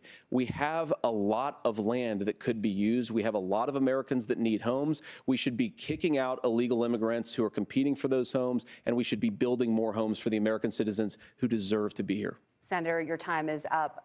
Governor, I do want to let you respond to the allegation that the vice president is letting in Well, of course, that's not true. And again, you have the facts. I guess we agreed not to fact check. I'll check it. That, look, crossings are down compared to when Donald Trump left office. But it's, again, blaming Tackle and the not trying to issue. find a solution. It's not the I was going to ask on this crossings. question, are we going to drill and build houses in the Tackle same the federal issue. land? It's not the And I fucking think when border people crossings. hear federal lands, these are really important pieces of land. Now, Minnesota doesn't have a lot of federal lands. I know in the western part of the countries we do. There's not a lot of federal lands in and around Minneapolis, for example. So the issue is I don't understand the federal lands issue unless we see this, and I worry about this as someone who cares deeply about our national parks and our federal lands. Look, Minnesota, we protect these things. We've got about 20% of the world's fresh water. These lands protect. They're there for a reason. They belong to all of us. But again, this is when you view housing and you view these things as commodities. Like, there's a chance to make money here. Let's take this federal land and let's sell it to people for that. I think there's better ways to do this. We've seen it in Minnesota. We're able to refurbish some of these houses. We're able to make some investments. That gets people in. And I'm still on the fact on this. Economists, Senator Vance, you said you don't like the economists. Which economists are saying that it is immigrants that's adding to the cost? Governor, your time is up. But Senator, on that point, I'd like for you to clarify. There are many contributing factors to high housing costs. What evidence do you have that migrants are part of this problem? Well, there's a Federal Reserve study that we're happy to share after the debate. We'll put it up on social media, actually, that really drills down on the connection between increased levels of migration, especially illegal immigration, and higher housing prices. Now, of course, Margaret, that's not the entire driver of higher housing prices. It's also the regulatory regime of Kamala Harris. We are a country of builders. We're a country of doers. We're a country of explorers. But we increasingly have a federal administration that makes it harder to develop our resources, makes it harder to build things, and wants to throw people in jail for not doing everything exactly as Kamala Harris says they have to do. And what that means is that you have a lot of people who would love to build homes who aren't able to build homes. I actually agree with Tim Walz. We should get out of this idea of housing as a commodity. But the thing that has most turned housing into a commodity is giving it away to millions upon millions of people who have no legal right to be here. What are the federal regulations? I deal with this as a governor. You can very quickly reply. I'm sorry. I get this as a governor, and I don't necessarily disagree with that in some cases, many of those are local, many of them are state. I don't know which ones are federal, but I think whenever we talk regulations, people think they can get rid of them. I think you want to be able to get out of your house in a fire. I think you want to make sure that it's fireproof and those types of things. So which are the regulations? Because the vice president's not responsible for those. Congress writes those. Governor, thank you. Gentlemen, we have a lot to get to. You're passionate about the housing crisis, I can tell. But Nora? Thank you. One of the top problems facing Americans is the high cost of health care. Senator Vance, at the last presidential debate, former President Trump was asked about replacing the Affordable Care Act. In response, he said, "I have concepts of a plan." Since then, Senator, you've talked about changing how chronically ill Americans get health insurance. Can you explain how that would work? And can you guarantee that Americans with pre-existing conditions won't pay more? I'll give you 2 minutes. Well, of course, we're going to cover Americans with pre-existing conditions. In fact, a lot of my family members have gotten health care.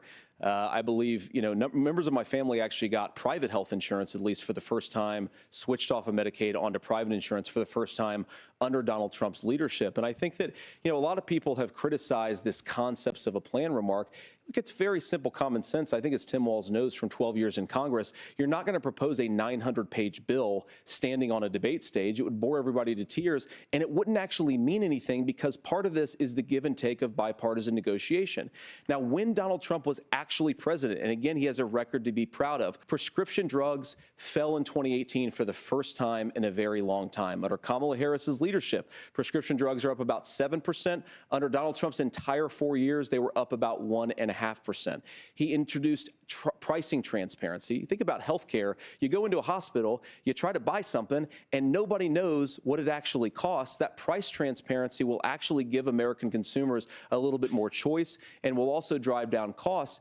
And we talked about, the reinsurance regulations is what I was talking about. Look, Donald Trump has said that if we allow states to experiment a little bit on how to cover both the chronically ill but the non-chronically ill, it's not just a plan. He actually implemented some of these regulations when he was president of the United States. And I think you can make a really good argument that it salvaged Obamacare, Price which was doing transparency is such a disastrously until laughable Donald Trump joke came along. of a I think this is an healthcare important point solution. about President Trump. Of course, you don't have to agree with everything that President Trump has ever said or ever done, but when Obamacare was crushing under the weight of its own regulatory burden and healthcare costs, Donald Trump could have destroyed the program. Instead, he worked in a bipartisan way to ensure that Americans had access to affordable care. It's not perfect, of course, and there's so much more that we can do, but I think that Donald Trump has earned the right to put in place some better healthcare policies. He's earned it because he did it successfully the first time. Governor?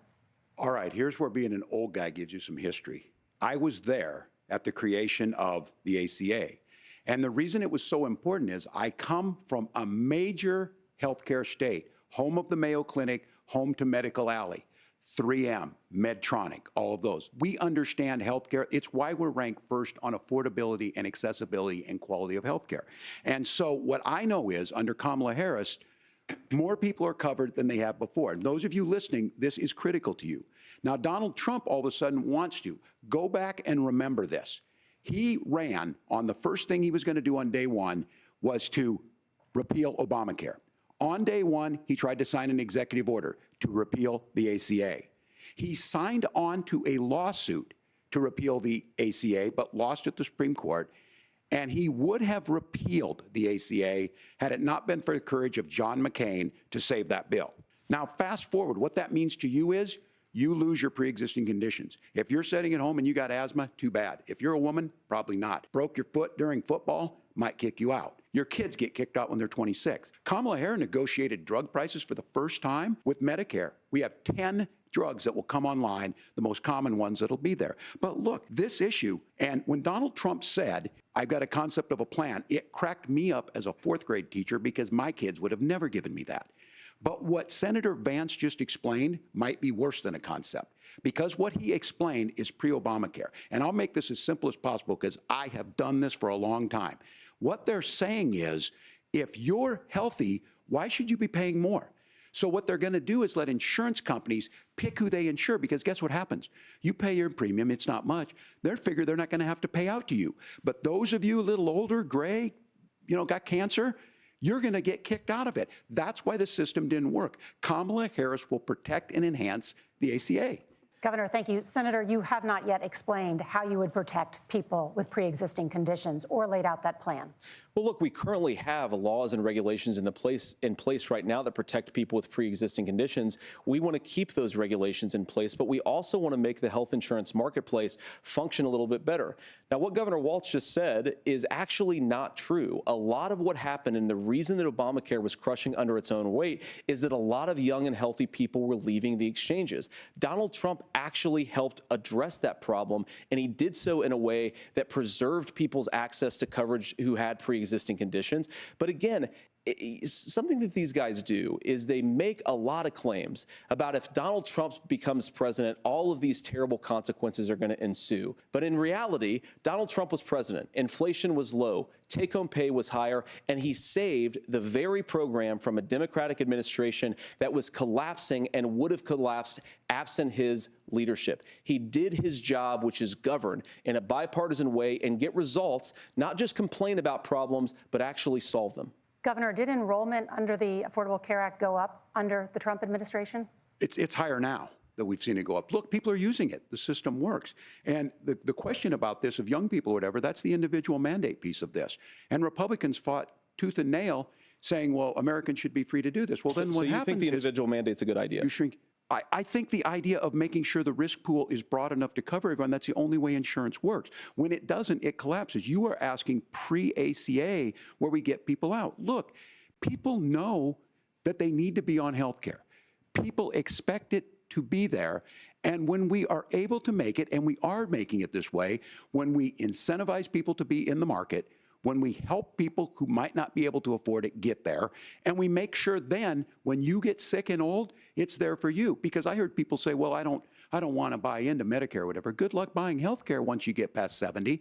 So look, the ACA works. We can continue to do better. Kamala Harris did that. The way she made everything better was negotiating those 10 drugs on Medicare for the first time in American history. Thank you. Margaret? Can I address that? I apologize. We're out of time. ahead, We have a Nora. number of subjects to discuss. Margaret? Let's talk about families in America.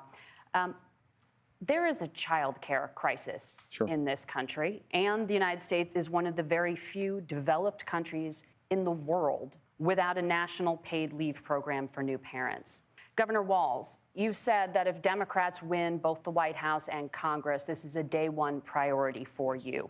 How long should employers be required to pay workers while they are home taking care of their newborns? You have 2 minutes. Yeah, well, that's negotiable, and that's what Congress worked. But here's what the deal is. Americans sitting out there right now, you may work for a big company. Look, we're home in Minnesota to some of the largest Fortune 500 companies. Kamala Harris knows that in California. Those companies provide paid family and medical leave. One is, I think they're moral and they think it's a good thing, but it also keeps their employees healthy. We in Minnesota passed a paid family and medical leave. You have a child, and I had to go back to work 5 days after my kids were born. This allows you to stay home a certain amount of time. What we know is that gets the child off to a better start, the family works better, we stay in their employers, we get more consistency in that. So Kamala Harris has made it a priority. We implemented it in Minnesota, and we see growth. That's how you become a pro-business state. But the negotiations on it, and here's the issue, those big companies are able to offer it. Those of you out there who don't have it, just imagine what happens if you get cancer or your child gets sick. We know what happens. You end up staying home. In some places, that means no paycheck because you've got no protection on that. This is the case of an economy that Donald Trump has set for the wealthiest amongst us. He's willing to give those tax breaks to the wealthiest. He's willing to say, bust those unions up, do whatever. What we're saying is the economy works best when it works for all of us. And so a paid family medical leave program, and I will tell you, go to the families or go to the businesses and ask them. As far as childcare on this, you have to take it at both the supply and the demand side. You can't expect the most important people in our lives to take either our children or our parents to get paid the least amount of money. And we have to make it easier for folks to be able to get into that business and then to make sure that folks are able to pay for that. We were able to do it in Minnesota, and I'm still telling you this. We were listed as the best state. We're still in crisis on this. A federal program of paid family and medical leave and help with this will enhance our workforce, enhance our families, and make it easier to have the children that you want. Governor, your time is up. Senator, do you support a national paid leave program? And if so, for how long should employers be mandated to get the pay back to employees work, while they are bitch. home taking care of their newborns? Get back to You have work! 2 minutes. Yeah, well, first of all, Margaret, a number of my Republican colleagues and some Democrats, too, have worked on this issue. And I think there is a bipartisan solution here because a lot of us care about this issue. I mean, look, I speak from this very personally because I'm married to a beautiful woman who is an incredible mother to our 3 beautiful kids, but is also a very, very brilliant corporate litigator. And I'm so proud of her. But being a working mom, even for somebody with all of the advantages of my wife, is extraordinarily difficult.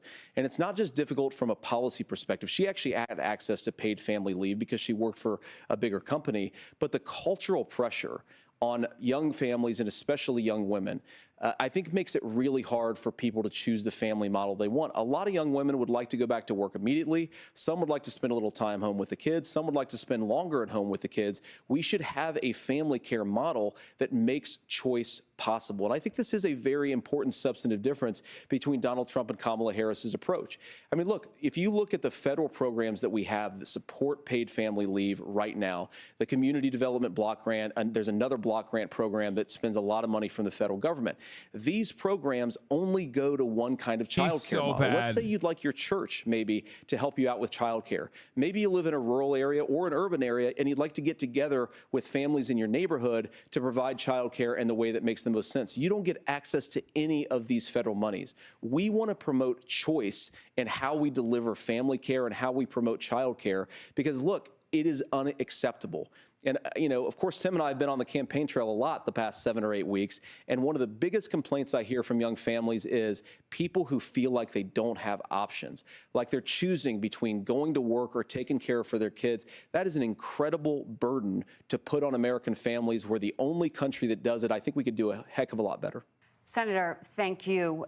You have also said, Senator Vance, many things about the American family. The Federal Reserve says parents will spend nearly as much on child care as they do on housing each month. By the way, moderators have So I been wanna get your carrying this thoughts for on Walz. this. President Trump recently said, as much as child care is talked about as being expensive, it's relatively speaking not very expensive compared to the kinds of numbers we'll be taking in. Is President Trump committed to the $5,000 per child tax credit that you have described? You have 1 minute. Well, what President Trump said, Margaret, I just want to defend my running mate here a little bit, is that we're going to be taking in a lot of money by penalizing companies for shipping jobs overseas and penalizing countries who employ slave laborers and then ship their products back into our country and undercut the wages of American workers. It's the heart of the Donald Trump economic plan. Cut taxes for American workers and American families. Cut taxes for businesses that are hiring and building companies in the United States of America, but penalize companies and countries that are shipping jobs overseas. That's the heart of the economic proposal. And I think what President Trump is saying is that when we bring in this additional revenue with higher economic growth, we're going to be able to provide paid family leave, child care options that are viable and workable for a lot of American families. Can you clarify how that will solve the child care shortage? Well, because as Tim said, a lot of the child care shortage is we just don't have enough resources going into the multiple people who could be providing family care options. And we're going to have to, unfortunately, look, we're going to have to spend more money. We're going to have to induce more people to want to provide child care options for American families, because the reason it's so expensive right now is because you've got way too few people providing this very essential service. Thank you, Senator. Governor Walz, your ticket also has some child care tax credit proposals. Do you think Congress will agree to the $6,000 credit for newborns and $3,000 credit for children over the age of 6, as your campaign has promised? Is that realistic? Well, if these members of Congress are listening to anybody, I can tell you, and this is the biggest issue. Everybody listening tonight knows. I mean, I'm sure they were shocked to hear it's not that expensive. And let's be clear, whether it's $5,000 or $6,000, that pays you about 3 or 4 months. Let's be clear of where we're at on this. It's because we got out of an imbalance on this. We thought we were going to get by not paying people. I don't think Senator Vance and I are that far apart. I'm not opposed to what he's talking about on options. We've done scholarships types of things. I think we need to be open to making the case. But the issue here is, the question you asked is, you're not going to pay for it with these tariffs. That's just adding another $4,000 on the family and taking less. So not only do they not get the money to pay for that, they're $4,000 in the hole. That's Wharton School. That's his alma mater. And so I think the issue here is, those members of Congress, I can't believe they're not here. When I go to businesses, sure, they'll talk about taxes sometime, but they will lead with childcare and they will lead with housing, because we know the problem is, especially in a state like Minnesota, we need more workers because our economy's growing, but we need the workforce.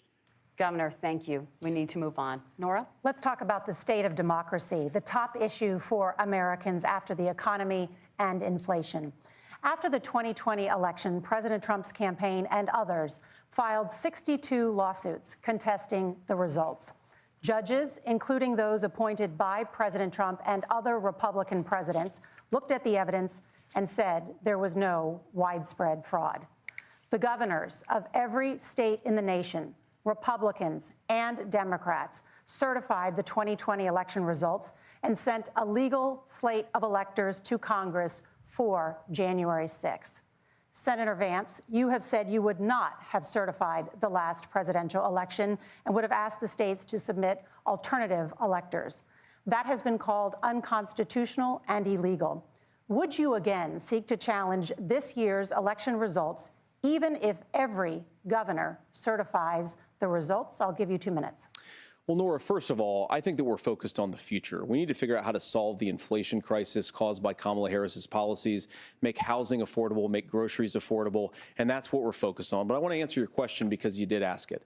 Look, what President Trump has said is that there were problems in 2020, and my own belief is that we should fight about those issues, debate those issues peacefully in the public square, and that's all I've said, and that's all that Donald Trump has said. Remember, he said that on January the 6th, the protesters ought to protest peacefully. And on January the 20th, what happened? Joe Biden became the president, Donald Trump left the White House, and now, of course, unfortunately, we have all of the negative policies that have come from the Harris-Biden administration. I believe that we He's actually like, do have a January threat 6th to should've- democracy in this country, but unfortunately, it's not the threat to democracy that Kamala He's like, Harris they should have and Tim let Walz it wanna talk happen about. It is the threat so of that Joe Biden censorship. couldn't ruin the It's country. Great Americans answer, sir. Thank casting you. aside lifelong friendships because of disagreements over politics. It's big technology companies silencing their fellow citizens, and it's Kamala Harris saying that rather than debate and persuade her fellow Americans, she'd like to censor people who engage in misinformation. I think that is a much bigger threat to democracy than anything that we've seen in this country in the last 4 years, in the last 40 years. Now, I'm really proud, especially given that I was raised by two lifelong blue-collar Democrats, to have the endorsement of Bobby Kennedy Jr. and Tulsi Gabbard, lifelong leaders in the Democratic coalition. And of course, they don't agree with me and Donald Trump. lifelong leader in the Democratic coalition. We don't have to agree on every issue, but we're united behind a basic American First Amendment principle that we ought to debate our differences. Almost 1 We ought to million people argue about watching them. the We ought to fucking try to debate persuade coverage. our fellow Americans. Kamala Harris is engaged in censorship at an industrial RFK scale. Jr. and Tulsi She did it Gabbard, during lifelong COVID. She's done Democratic it over leaders. a number of other issues, and that to me is a much bigger threat to democracy than what Donald Trump said when he said that protesters should peacefully protest on January the 6th. Governor? Well, I've enjoyed tonight's debate, and I think there was a lot of commonality here, and I'm sympathetic to misspeaking on things, and I think I might have with the senator. But me too, man. There's one though that this one is troubling to me, and I say that because I think we need to tell the story. Donald Trump refused to acknowledge this, and the fact is that I don't think we can be the frog in the pot and let the boiling water go up. He was very clear. I mean, he lost this election, and he said he did. 140 police officers were beaten at the Capitol that day, some with the American flag, several later died. And it wasn't just in there. In Minnesota, a group gathered on the state capitol grounds in St. Paul and said, we're marching to the governor's residence and there may be casualties. The only person there was my son and his dog, who was rushed out crying by state police. That issue, and Mike Pence standing there as they were chanting, hang Mike Pence. Mike Pence made the right decision. So, Senator, it was adjudicated over and over and over. I worked with kids long enough to know, and I said as a football coach, sometimes you really want to win, but the democracy is bigger than winning an election. You shake hands, and then you try and do everything you can to help the other side win. That's what was at stake here. Now, the thing I'm most concerned about is the idea that imprisoning your political opponents, already laying the groundwork for people not accepting this. And a president's words matter. A president's words matter. People hear that. So I think this issue of settling our differences at the ballot box, shaking hands when we lose, being honest about it, but to deny what happened on January 6th, the first time in American history that a president or anyone tried to overturn a fair election and the peaceful transfer of power. And here we are 4 years later in the same boat. I will tell you this, that when this is over, we need to shake hands this election, and the winner needs to be the winner. This has got to stop. It's tearing our country apart. Margaret? Senator Vance, did you want to respond to that?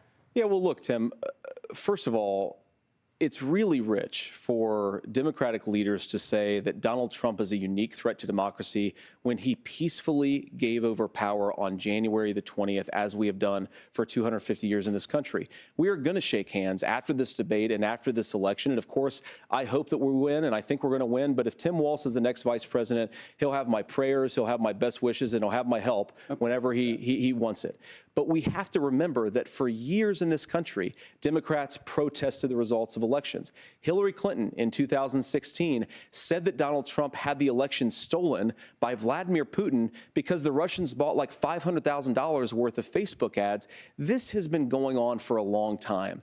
And if we want to say that we need to respect the results of the election, I'm on board. But if we want to say, as Tim Walz is saying, that this is just a problem that Republicans have had, I don't buy that.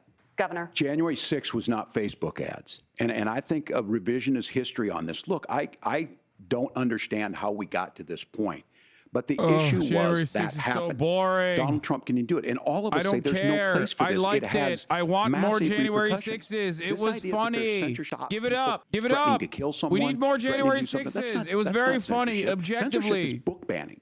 We've seen that. We've seen that brought up. I just think for everyone tonight, and I'm going to thank Senator Vance, I think this is the conversation they want to hear. And I think there's a lot of agreement, but this is one that we are miles apart on. This was a threat to our democracy in a way that we had not seen. And it manifested itself because of Donald Trump's inability to say. Is your second he is still 821? saying No. he didn't lose the election. I would just ask that. No, it's Did not. he lose the 2020 election? A bunch of focused on the fat future. Did Republicans trying to Kamala climb Harris over the censor Capitol Americans wall from to of do the what? 2020 Take photos and COVID poop inside of situation? Nancy Pelosi's office? It's a Yeah, damning it was non-answer for you to objectively not talk funny. about Sorry. censorship. Obviously, Donald Trump and I think that there were problems in 2020. We've talked about it. I'm happy to talk A lot about of it you are further, but liars. You You attack are us lying to for not yourselves if you believing think in that wasn't democracy. hilarious. Sacred right under the United States democracy is the First Amendment.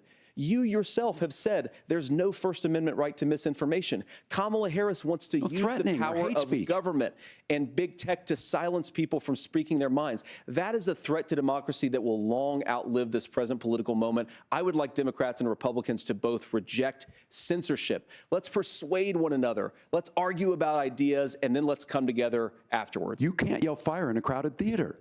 That's the test. That's the Supreme Court test. Tim, fire in a crowded theater. You guys wanted to kick people off of Facebook for saying that toddlers shouldn't Senator, wear the masks. governor does That's have the not floor. Fire in a crowded theater. That is criticizing the Why are you policies of the apologizing? government, which is the right of every American. You have Senator, the the governor does floor. have the floor for 1 minute to You have respond the to you. floor, Yeah. Tim, you pussy! I don't run Facebook. You what were I a do goddamn know is veteran I see for a 24 candidate who years. refused, and now again, Have and this, some I'm not by backbone. this. He lost the election. This is not a debate. It's not. It's not anything anywhere other than in Donald Trump's world. Because, Minnesotans look, are literally when spiritually Mike Pence Canadian. made that decision to certify that election. That's why Mike Pence isn't on this stage. What I'm concerned about is where is the firewall with Donald Trump? Where is the firewall if he knows he could do anything, including taking an election, and his vice president's not going to stand to it? That's what we're asking you, America. Will you stand up? Will you keep your oath of office, even if the president doesn't? And I think Kamala Harris would agree. She wouldn't have picked me if she didn't think I would do that, because of course that's what we would do. So, America, I think you've got a really clear choice on this election of who's going to honor that democracy and who's going to honor Donald Trump. Governor, your time is up. Thank you, gentlemen. We will be right back with both of our candidates. The CBS Yo, this News debate Vice sucks. Presidential In the midst of yelling, he debate literally just continues. addressed the elephants in the room. Pence is not there. I mean, look, dude, look. This debate is mid, okay? I know when, when the dust settles, everyone will make up their minds, but it's just such an ass debate. Luckily for the Democrats who really care about Kamala Harris winning, let's be real, it's not all that consequential. Tim Walz has his high notes whenever he's talking about issues that he actually cares about. But god damn, dude, this is the same exact thing that I felt when I watched Bernie Sanders on that goddamn stage. I was like, dude, attack, dude. Attack! You're debating against a literal Hitlerian candidate who's just sitting there like an insurance salesman on television telling you that the Viagra is supposed to make your dick explode and it's normal and you can't sue the pharmaceutical company. Just address any of his indignity. Address anything that he is doing. Kamala Harris straight up whipped up Donald Trump, sauced him, put him in a pan and fried his ass. Okay? Tim Walz is like, oh my God. Oh, well, I agree with this guy. Don't you know? Oh, I agree with him. I agree. Cook his ass. He sucks. He sucks dick. He's weird. You coined the weird term.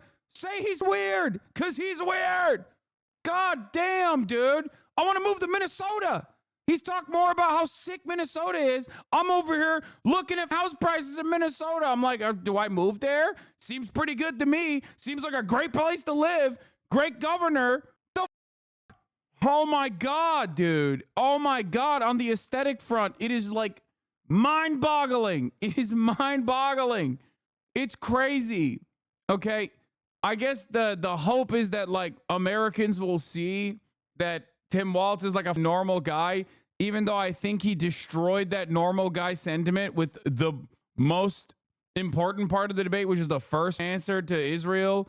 Like he came across Israel on border, both of those issues, when everyone was locked in, he came across like a, empty suit.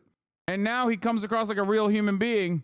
But the unfortunate problem is when he comes across like a human being, he's still too docile.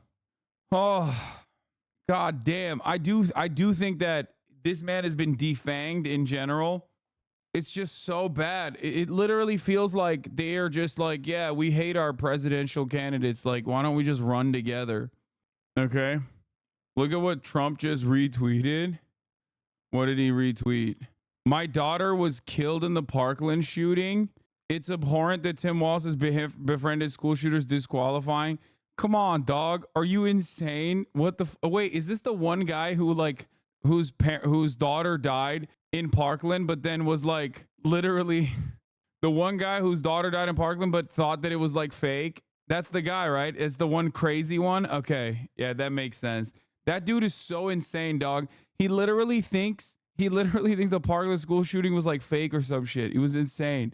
Anyway, that guy. But also, yeah, I don't know, man. It's just wild. I think it's a perfect demonstration. Like, Tim Walz was good pre-Kamala Harris campaign, okay? Tim Walz, bad post-Kamala Harris campaign. Make up your mind about this. To me, it spells, the Kamala Harris campaign is kind of cooking this dude. Like, his commentary on issues, the way he communicated issues that he cared about, the way he spoke to them was significantly better. Oh, wait, it's back. But look, the support of the democracy matters. It matters that you're here. And I'm as surprised as anybody of this coalition that Kamala Harris has built, from Bernie Sanders to Dick Cheney to Taylor Swift, and a whole bunch of folks in between there.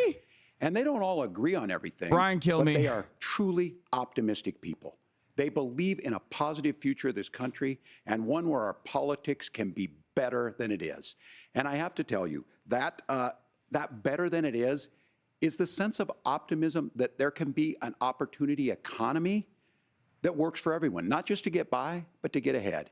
And the idea that freedom really means something, not the freedom of government to be in your bedroom or exam room, but the freedom for you to make choices about yourself. Now, look, we all know who Donald Trump is. He's told us, and as Maya Angelou said, believe him when he told you that. His first inaugural address talked about American carnage, and then he spent 4 years trying to maybe do that. Senator Vance tonight made it clear he will stand with Donald Trump's agenda. He will continue to push down that road. Excuse me. Kamala Harris gives us a different option. Now, I'll have to tell you, I'm going to be careful about the quotes, but there's one that Senator Vance said that does resonate with me. He said, Donald Trump makes the people I care about afraid. A lot of America feels that way. We don't need to be afraid. Franklin Roosevelt was right. All we have to fear is fear itself. Kamala Harris is bringing us a new way forward. She's bringing us a politics of joy. She's bringing real solutions for the middle class, and she's centering you at the heart of that. All the while asking everyone, join this movement, make your voices heard. Let's look for a new day where everybody gets that opportunity and everybody gets a chance to thrive. I humbly ask for your vote on November 5th for Kamala Harris. Governor Walz, thank you. Senator Vance, your closing statement. Well, I want to thank Governor Walz, you folks at CBS, and of course the American people for tuning in this evening. And one of the issues we didn't talk about was energy. And I remember when I was being raised by my grandmother, when she didn't have enough money to turn on the heat some nights because Ohio gets pretty cold at night and because money was often very tight. And I believe, as a person who wants to be your next vice president, that we are a rich and prosperous enough country where every American, whether they're rich or poor, ought to be able to turn on their heat in the middle of a cold winter night. That's gotten more difficult thanks to Kamala Harris's energy policies. I believe that whether you're rich or poor, you ought to be able to afford a nice meal for your family. That's gotten harder because of Kamala Harris's policies. I believe that whether you're rich or poor, you ought to be able to afford to buy a house. You ought to be able to live in safe neighborhoods. You ought to not have your communities flooded with fentanyl. And that, too, has gotten harder with because of Kamala Harris's policies. Now, I've been in politics long enough to do what Kamala Harris does when she stands before the American people and says that on day one, she's going to work on all these challenges I just listed. She's been the vice president for 3.5 years. Day one was 1,400 days ago, and her policies have made these problems worse. Now, I believe that we have the most beautiful country in the world. I meet people on the campaign trail who can't afford food, but have the grace and generosity to ask me how I'm doing and to tell me they're praying for my family. What that has taught me is that we have the greatest country, the most beautiful country, the most incredible people anywhere in the world. Give her money, but they're bro. not She's going to be dying. able to achieve their full dreams with the broken leadership that we have in Washington. They're not going to be able to live their American dream if we do the same thing that we've been doing for the last 3.5 years. We need change. We need a new direction. We need a president who has already done this once before and did it well. Please vote for Donald Trump. And whether you vote for me or vote for Tim Walz, I just want to say I'm so proud to be doing this, and I'm rooting for you. God bless you, and good night. Senator Vance, thank you. My God. And thank you both for participating in the my only God. vice This debate presidential. won't move the needle, but it's not a good thing, okay? Because the needle has to move. The needle has to move for the Democrats. It's not moving in a good direction. You feel me? And oh my Lord, oh my God, what an absolutely awful, pathetic waste of time that was. Holy shit, dude. Oh my God, I cannot be alone in feeling this way. Please, like, I know when we watch debates like this, when debate time rolls around, we got a lot of liberals in here, right? Like a lot of people that normally don't tune in, but just tune in for this type of shit, okay? And they're going to get very mad at me when I say stuff like January 6th was objectively funny, okay? Like, they're going to get mad at me. But beyond that kind of stuff, beyond that kind of shit, okay, I personally think this is the Biden debate, but this doesn't have any excuses. I know. I mean, Tim Walz didn't do as poorly as like Donald Trump did, obviously. I hated it. I hated it so much. I hated it from the bottom of my heart. The Democratic Party is so captured by right-wing sentiment, so desperately trying to move the needle in the right-wing direction. Was it worse than you expected? No, I mean, even before the debate, I told you that Tim Walz was like neutered and he was going to be bad and that he was not a very good debater to begin with. Okay. But oh my God, every time they said, I agree with you, just like a little piece of me died. I hope I'm not alone in this. But like all of the high level, like all of the most consequential stuff, especially that was front loaded, because these debates, usually they do that because by the time like the end of the debate rolls around, nobody's paying attention. Okay. What do you mean? January 6th was so terrifying for democracy. It was one of the worst things to happen in recent history. Yeah, dude, they were going to be able to stop the process so that, 330 million Americans would hallucinate an alternative reality where they didn't go out and vote and that Joe Biden didn't win. No, that was the least consequential aspect of like Trump's election engineering. Okay. The more consequential stuff was the legal shit that he was trying to do behind the scenes, where there is an active prosecution against that sort of thing, despite the fact that it's been held up in the courts. Okay. January 6th is objectively funny. And one of the dumbest aspects of this entire process, like magically, we're just going to forget if the ballot, if Mike Pence followed through on what Donald Trump wanted to do and just refused to authorize the ballots, all of a sudden, we're just going to forget that an election took place. Like, get the fuck out of here. That's not going to happen. It's ridiculous. Okay. They didn't even know what their goals were. They were just a bunch of small business owners that were running around and ultimately just like took selfies inside of rooms and shit and got maced. Okay. Yeah. You will never convince me that a bunch of fat business owners trying to climb the walls of the goddamn Congress was not a hilarious moment. Okay. Anyway, I have to fact check you. January 6th was terrifying. Okay. Anyway, like, but regardless, it's just the amount of right-wing posturing coming from the Democratic Party, especially from a guy like Tim Walz, is really sad to see.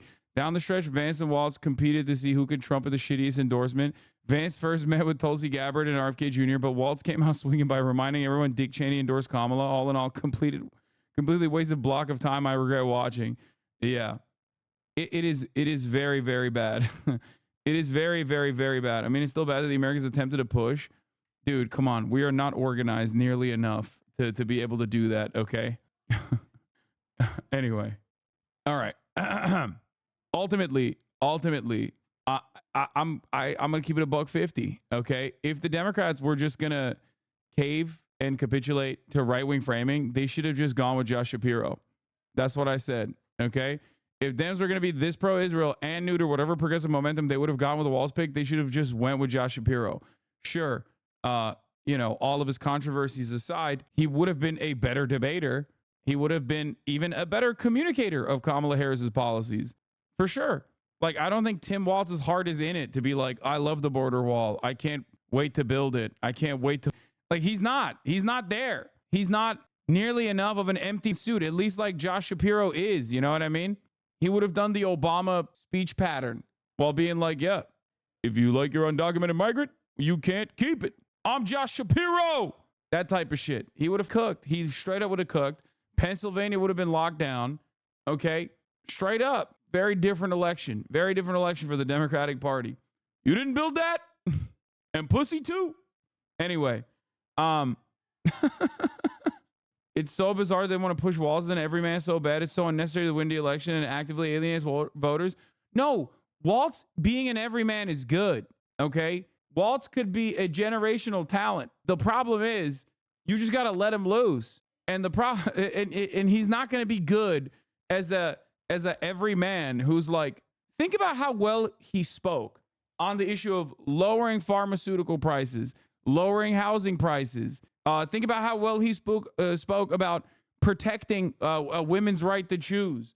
Like, those are areas that he's good on, or paid family leave and how it actually helps small businesses. Like, that's an adequate way to help small businesses, much better than anything else. He popped off. Problem is, he's also tacked on to like a whole bunch of like stupid ass neoliberal ass policies. And that's very hard to effectively communicate, especially if your heart is not in it. Okay. He was great on unions. Like, there were a lot of high notes for Walz. Problem is, there were a lot of low notes for Walz too. And the low notes were way more consequential. Okay. Also, I do have to say, I'm not one of these like rad libs, but goddamn. Okay. JD Vance, OJD, let me tell you something, okay? This motherfucker, he really likes Tim Walz, but hates Kamala Harris, okay? I don't know what's going on there. I mean, his wife is an Indian woman, but maybe there's another part of that he just hates. I don't know. He apparently hates Kamala Harris, but likes Tim Walz quite a bit. I mean, I joked. I said, I'm going to assume it's not because of his preference over the Vikings, you know? It's just weird. It's just weird. It's weird how much he was like, I love you, but you're president. The presidential candidate, I hate her. That bitch. Like, it was really, really weird, okay? It was really weird, man. I kissed the debate. Can someone summarize? It sucked. Don't worry. You didn't miss anything. Oh, I felt like Kamala Harris hired Hillary Clinton's consultants in 2020. This election is convincing me that much more. I don't know. I just like, yeah. Oh, also, yeah, that was another wonderful part where Vance was like, January 6th wasn't bad. We should have finished the job. Look at how much worse things are because Donald Trump isn't the president. That was cool. He was like, yeah, January 6th was awesome. And also, I agree. And also it should have happened and it should have been completed so that Joe Biden couldn't ruin the country. Okay, that's a cool argument to make. Many Americans are probably not going to agree with that. Not every American has the same attitude that I do towards January 6th being funny, objectively. Okay, even though it is, yeah. But Walz looked definitely way too docile for sure. I don't know. I just I don't know why the Democrats are just so bad at addressing Republican lies. Like, they do it all the time. It's not like Republicans are like, oh, out of nowhere, we just started lying. And then the Democrats are like, oh my God, I can't believe they lied. It's like they very consistently lie about the same shit. So you should at least predict that angle of attack and have an effective, very quick counter to it. You know what I mean? One of the things that I routinely talk about on this broadcast, if you guys are new here, only watching for the elections or only watching for the debates, is the objective lie, the objective reality of what is going on in terms of like immigration being a burden on our economy. It's a falsehood. Okay. Immigrants give way more than they take from the system. Undocumented migrants in general are not responsible for more crimes than documented U.S. citizens are. They're actually responsible per capita for far less crime than natural born U.S. citizens are. So they're not necessarily a national security problem either. Like one of the things that the Democrats have completely capitulated and caved on, which Tim Walz didn't even push back on, which makes me go crazy. I want to claw my goddamn eyes out, is when he was like, oh yeah, fentanyl being trafficked across the border, who's going to fix it? He was like, oh, we're going to fix it. It's like, bro, 80% of the drugs that are being trafficked across the border are not being shipped with child mules in the way that stupid ass JD Vance mentioned.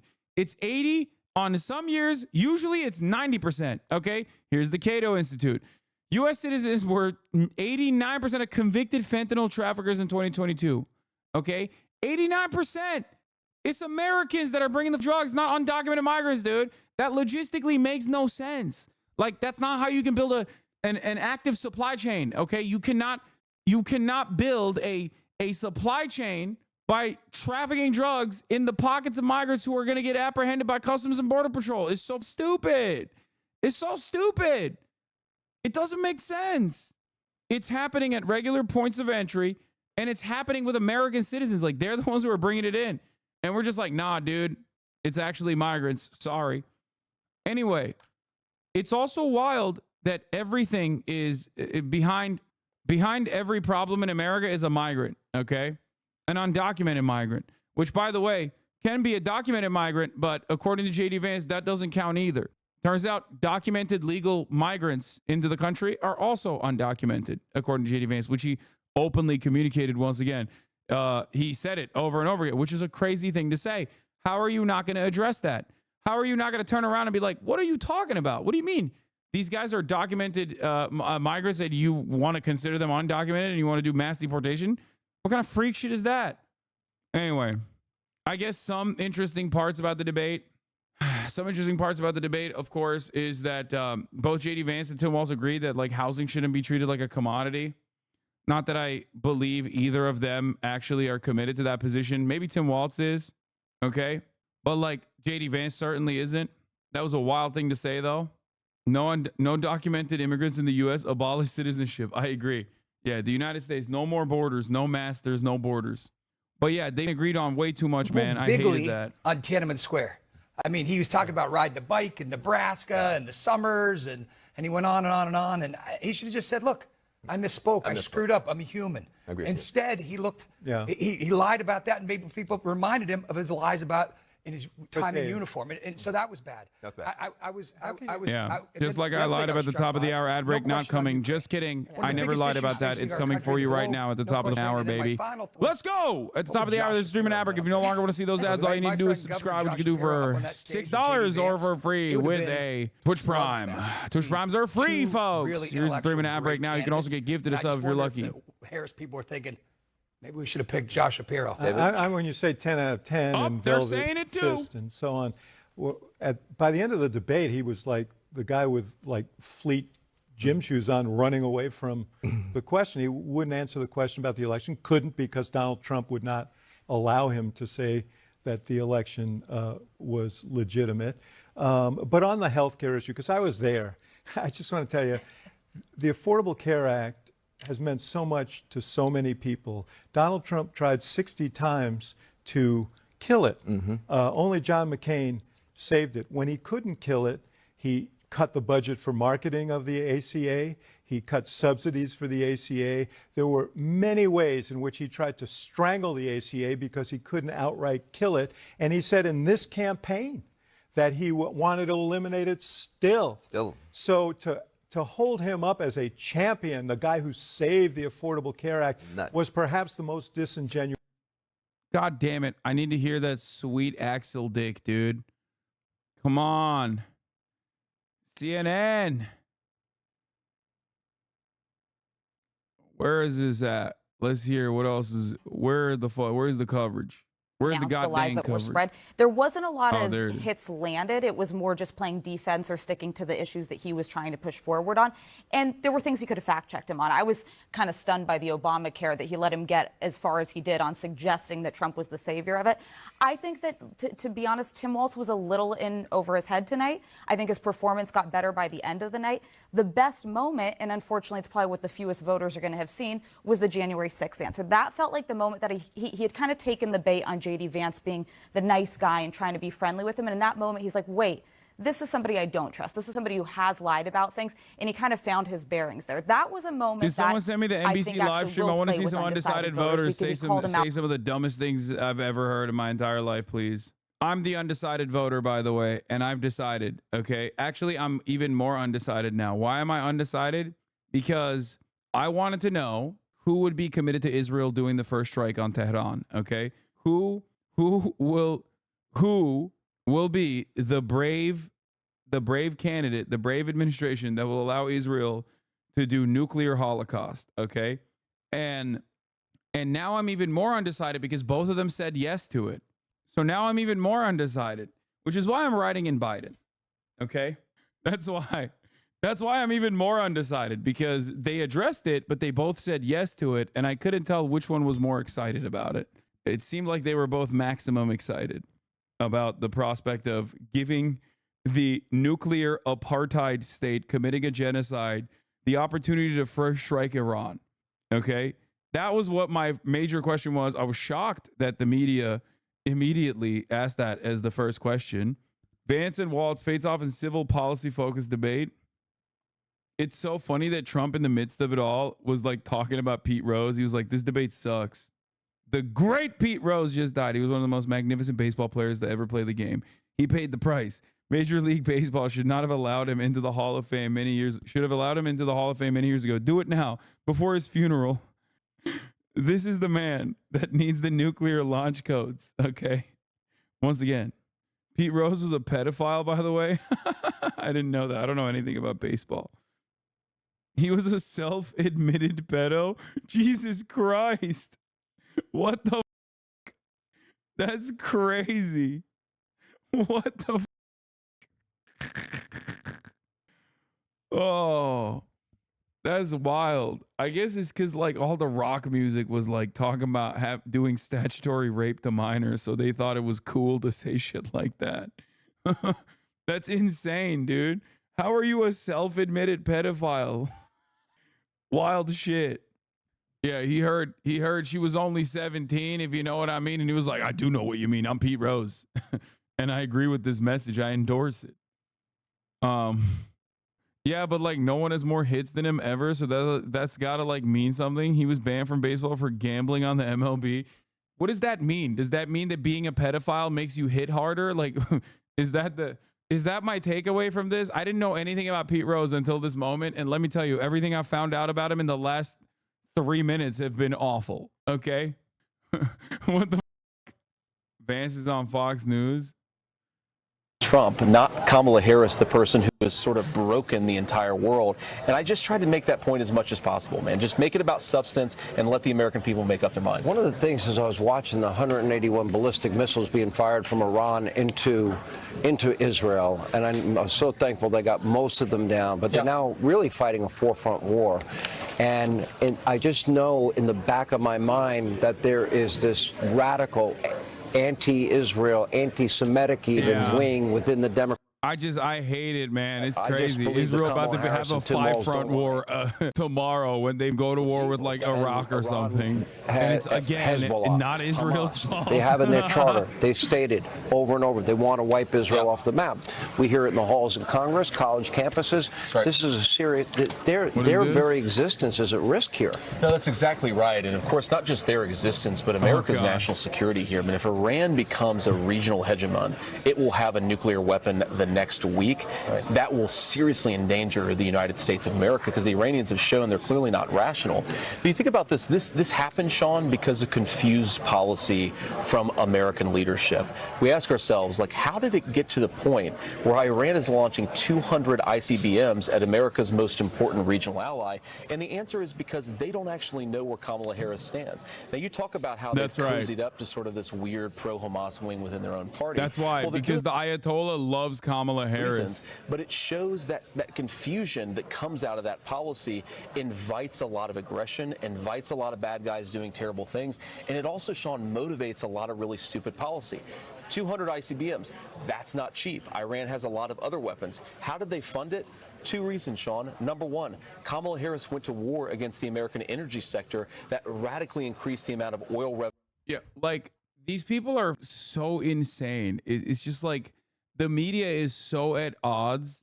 The media is so at odds with like the popular sentiment expressed by the public on a regular basis, where they just straight up are like, no, Kamala Harris, like, she's not sufficiently pro-Israel. It's like, what do you want her to do? Execute a Palestinian child directly? Her administration is every day. Okay, every day by the tens, if not hundreds. Okay, what else do you want? You know, Iran directly firing into Israel. And what should America's response be here? Well, look, I think it's tough, Sean, because we don't have a president that we can actually trust. I don't even know who the president of the United States is. And that's one thing we didn't actually get into the debate that I really wanted to hammer Kamala Harris on, is that for 3.5 years, America has been saddled with a president of the United States who can't do the job. And the reason is because Kamala Harris lied and said he was up to the job of president.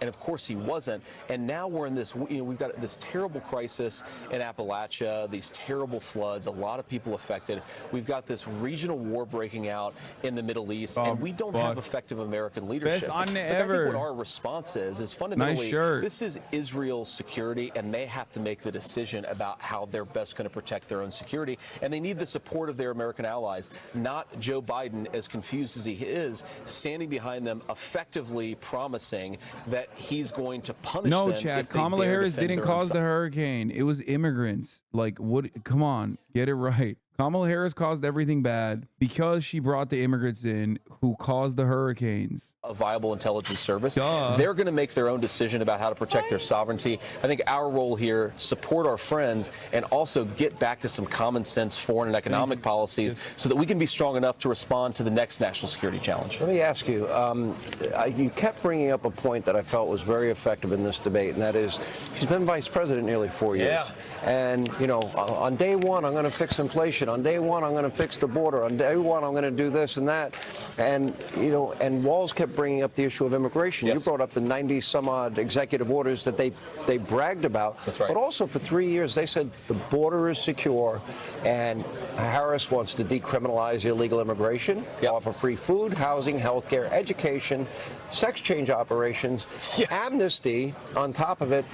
And we have all these unvetted illegal immigrants. Now, dozens of Americans have been murdered.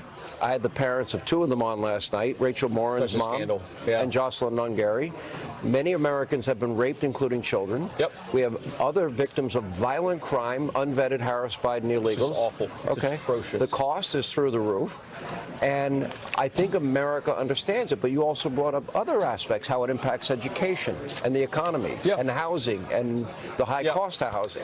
Look, man, so much of our problem is actually due to Kamala Harris's open border. You take 25 million illegal aliens. So take a small community. Let's say you've got a school district with 4,000 or 5,000 kids. Oh, dude, it's over. I mean, dude, we are so Omega Hitler at this point. This country is just bouldering towards Adolf. Okay, we are leaping. We are sprinting towards Adolf Hitler. Yeah, I saw the uncommitted voter for Israel. Trump? Hold on, we got to listen to this guy. This is my guy. No, I didn't learn anything in this debate that kind of helped me reach a conclusion. I was really happy with both of their answers about Israel at the very beginning. For the record, I will say I'm convinced at this point that that's a op, okay? I think that the undecided voters that they place on these panels is 100% an op, okay? I'm just going to say that. I'm just going to say that right now, okay? 100%. No, this is not a real person, okay? This is not a real undecided person, okay? Half the time we find out that they're not undecided at all, as a matter of fact. But like, I'm not even talking about that. I'm talking specifically, they bring people to say key issues, okay? Key issues that not the general public cares about. Key issues that the media wants to make it seem like the general public cares about. Okay? Straight up, okay? Let's hear what this very real undecided voter has to say. That kind of helped me reach a conclusion. I was really happy with both of their answers about Israel at the very beginning. But I had a crazy day today. I started this morning interviewing Aviva Siegel, former hostage whose husband, Keith Siegel, an American, is still held hostage in Gaza, along with another 6 Americans and over 100 others. And no one addressed that at all. No one addressed rising anti-Semitism on college campuses. Shut up, bitch.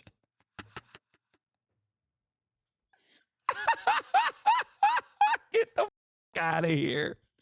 Come on, dude. Oh my God. Be real, dude. Oh my God. She said nobody addressed the issue of rising anti-Semitism on college campus. Get the out of here. Oh my God. Oh my God. Oh, out of here, dude. Okay. Yeah.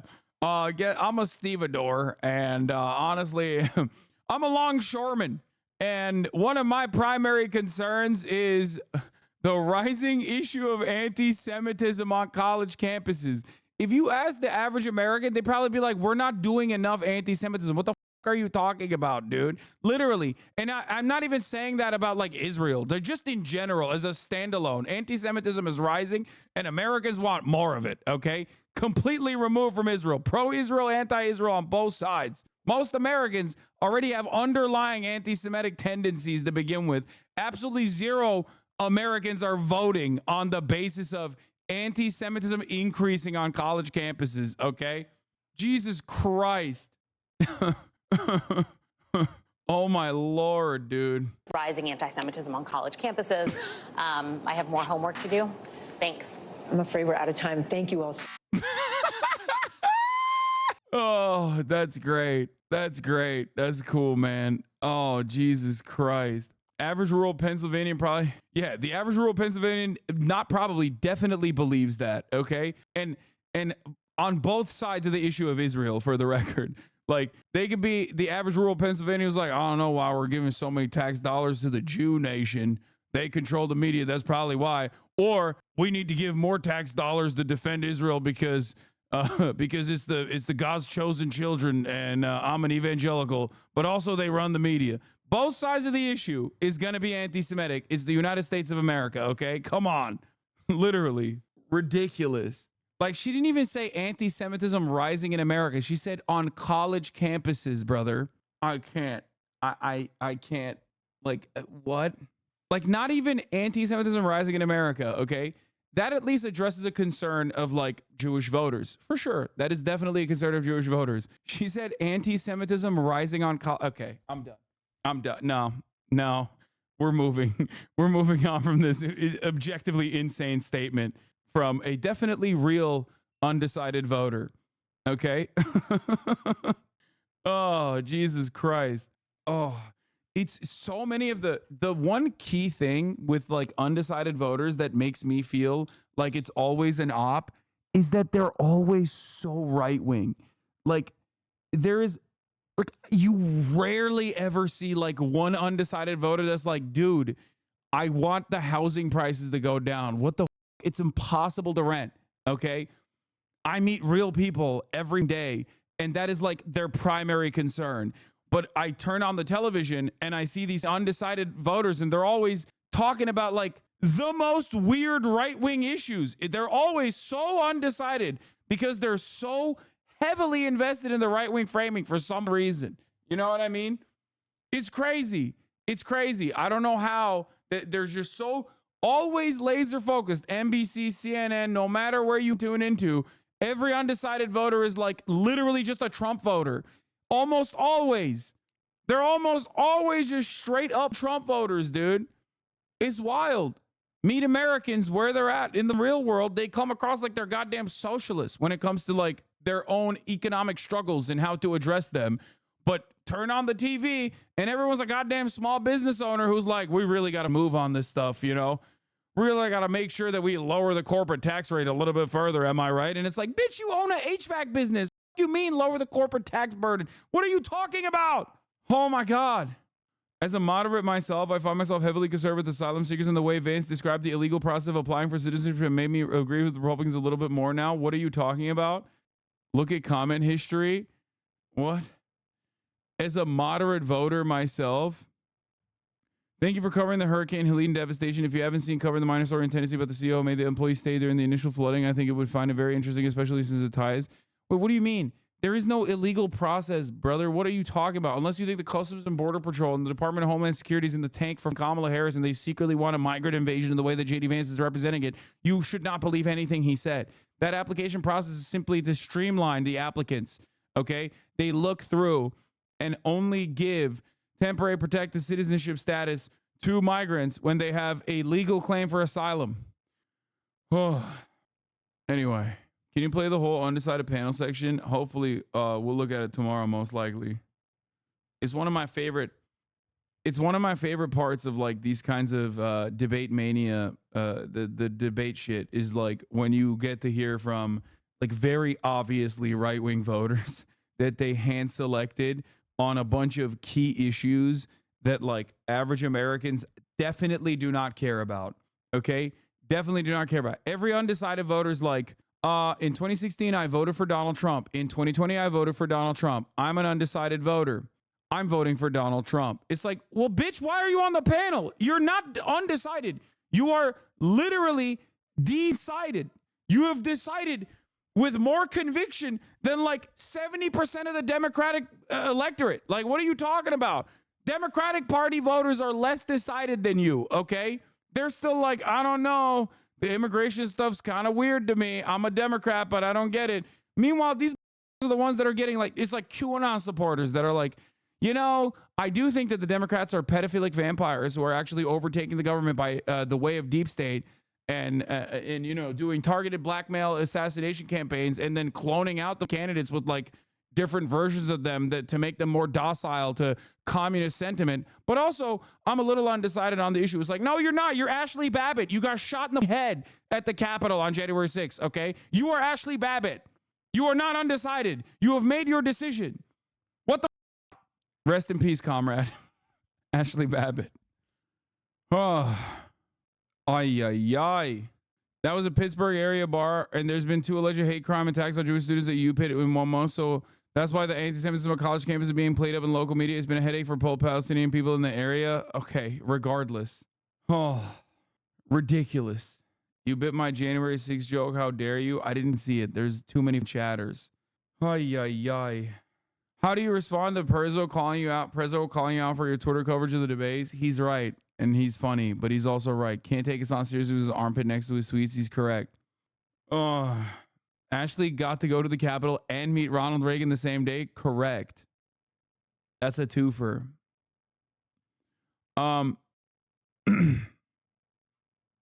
What else was I gonna say? Yeah, my clear takeaway from the debate, honestly, Waltz in the debate. Yeah, no, he didn't go that far. But my takeaway from the debate is basically that you know, the vice president should just kiss. They should just kiss. You know, I don't know why they just don't kiss. They should kiss more. They kissed already. Like, they spiritually kissed on stage. They sometimes even ideologically kissed on stage, but like, they should just physically kiss as well. You know, the real unity ticket.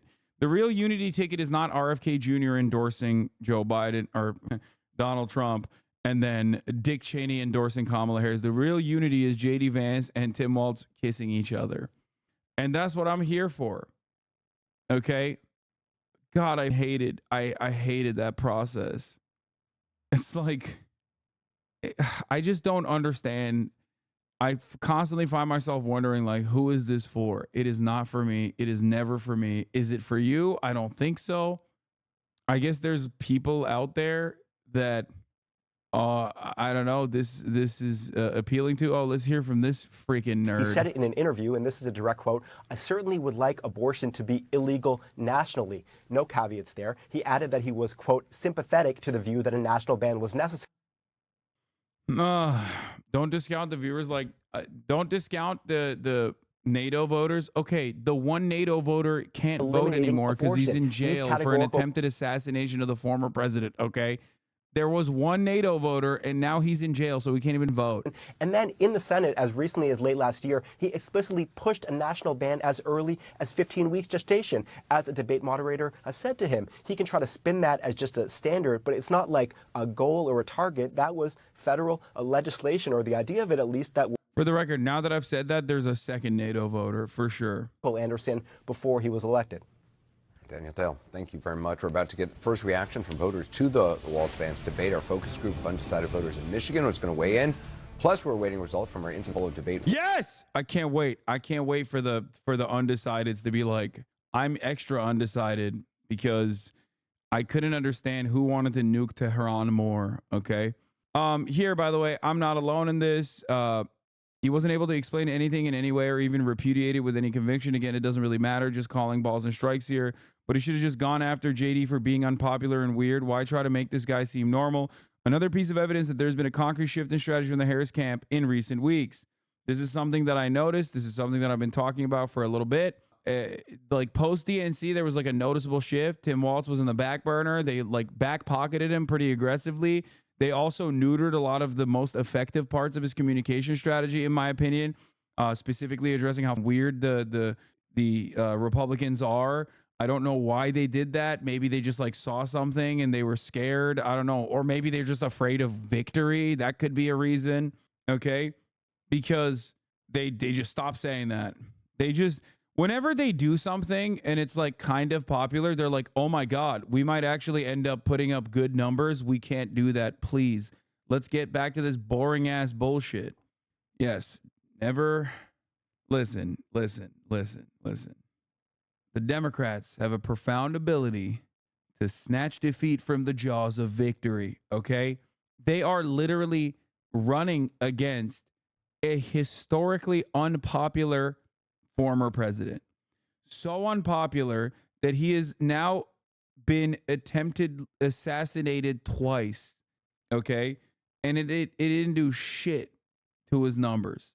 Like, please be for real. There is literally no reason for the Democrats to be this close in any of these states. Like, Americans are definitely manic when it comes to their sensibilities in terms of voting.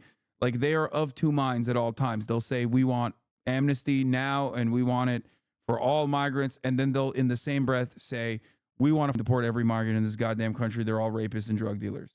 Okay. Having said that, however, like, there are obvious disparities with some of this polling in terms of like the way that Trump is getting, clobbered. Also, who won the debate? First poll came out. Ed O'Keefe from Flash CBS News poll finds 42% at JD Vance, 41% Tim Walz, 17% Ty. Oh, I don't know. It's just really, really devastating. What happens with the third shooter and they succeed? Does Vance auto default to Prez? I don't even want to know. I don't know.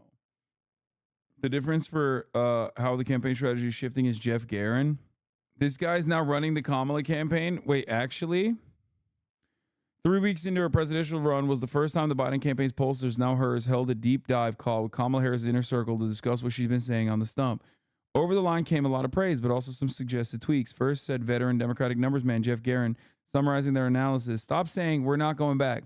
It wasn't focused enough on the future," he argued. Second, lay off on the weird talk. Too negative. I have covered this, but I didn't know that guy was like running the campaign. Anyway, he was fired like 2 weeks ago. Was he? Okay, let's see CNN's undecided. Oh, let's go. I'm excited. Undecided voters, at least that's what they tell us. In the past, they voted for Democrats and Republicans. At least that's what they tell us. They were watching intently, taking copious notes throughout the course of the debate. And I actually want to start with overall impressions, guys, because all 7 of you came in undecided. One of you said they've made up their mind. Ryan, who are you going to vote for, and what kind of solidified that opinion? Well, I'm going to be voting for Kamala Harris. One of the stark sort of aspects of that debate that really stuck with me was when they were talking about January 6th and how Mike Pence certified the election, and they were wondering if J.D. Vance would certify the election should Trump lose. And, What? No! CNN! So 6 of you still remain undecided. About 35 days until the election. We're going to dig in on some issues in a moment and your reactions to those issues. But first, I want to talk about what Jake Tapper was just talking about in terms of the tone. Everybody seems to agree this was not a... That is 100%. That is like a Redditor, okay? Warm and fuzzy was what came to mind for you. What did you see tonight? I haven't seen a debate like this in a very long time. I'm sorry. I haven't seen a debate like this in a very long time. They supported each other. They were kind. And it was warm and fuzzy. I mean, you could watch it and not be offended by the words they were using towards each other. And I think to that point, one of the striking things when we were looking at the data in terms of your guys' responses is your favorability for both candidates, regardless of how you viewed them coming into the night, went up significantly. Johannes, why? I'm Brian, kill me. Mainly, I think just the way that they did a debate, just mainly that they did an actual debate in front of me. There was not much fear. There was not much hesitancy. They showed their characters to each other in a way. And as was mentioned, they kind of supported each other as they're going within the debate and not attacking each other personally, but more of the policies and then what they stand for. So let's talk about some of those policies. One of the things that we heard was a discussion about expertise and taxes in particular. This was from Governor Walz. Take a listen. Look, if you're going to be president, you don't have all the answers. Donald Trump believes he does. My pro tip of the day is this. If you need heart surgery, listen to the people at the Mayo Clinic in Rochester, Minnesota, not Donald Trump. And the same thing goes with this. And I ask you out there, teachers. Dude, what the is going on with the goddamn CNN cover? Do we have another CNN? Do we have another CNN live stream? This shit sucks. It keeps getting cooked. All you want. So we've talked about how each of these undecided voters had dials throughout the course of the 90-minute debate. What you saw on the bottom of your screen there, those lines, pink lines for the female undecided voters, blue lines for the male undecided voters, you saw the movement based on that response. I want to grab I'm the not mic gonna from you. lie. I think it's gonna be really funny because JD Vance is gonna get broad positive reception from this, and they're gonna compare him to Donald Trump, and Donald Trump's reception was pretty negative, and that's gonna piss him off. Sound on expertise, taxes, kind of how he was presenting that case. Well, it is very important that we have expertise when making these decisions in policy, right? And so him bringing what is he wearing? The specifics to say that we need like expertise making these decisions, I believe that was very important, and that in turn made me, turn my favorability towards him. Yeah, we're having a positive reaction. There was another moment, I think, for Senator Vance. Bro, that that's got a very different positive type of Redditor. That's another Redditor. Take a listen. I want us as a Republican Party to be pro-family in the fullest sense of the word. I want us to support fertility treatments. I want us to make it easier for moms to afford to have babies. I want it to make it easier for young families to afford a home so they can afford a place to raise that family. And I think there's so much that we can do on the public policy front just to give women more options. Now, Karen, this has obviously been a huge debate in this election throughout the course of the last several months. You're expecting, congratulations, by the way, that's pretty awesome. What did you hear in that comment from Senator Vance? Personally, I believe that on the Republican side, it sounded very progressive, more so than I expected tonight. Just saying that the other CNN coverage paused at the same time as well. There's just something wrong with the live CNN feed. We're to Caitlin Collins right now. Caitlin? Oh, God, Thanks, no, Jacob. no, I can't do that. No, I can't hear from this. CBS fact-checking has gone insane. During the VP debate, JD Vance claimed housing in the U.S. is unaffordable because we have brought in millions of illegal immigrants to compete with Americans for scarce homes. CBS News confirmed rates this partially true, but it needs more context.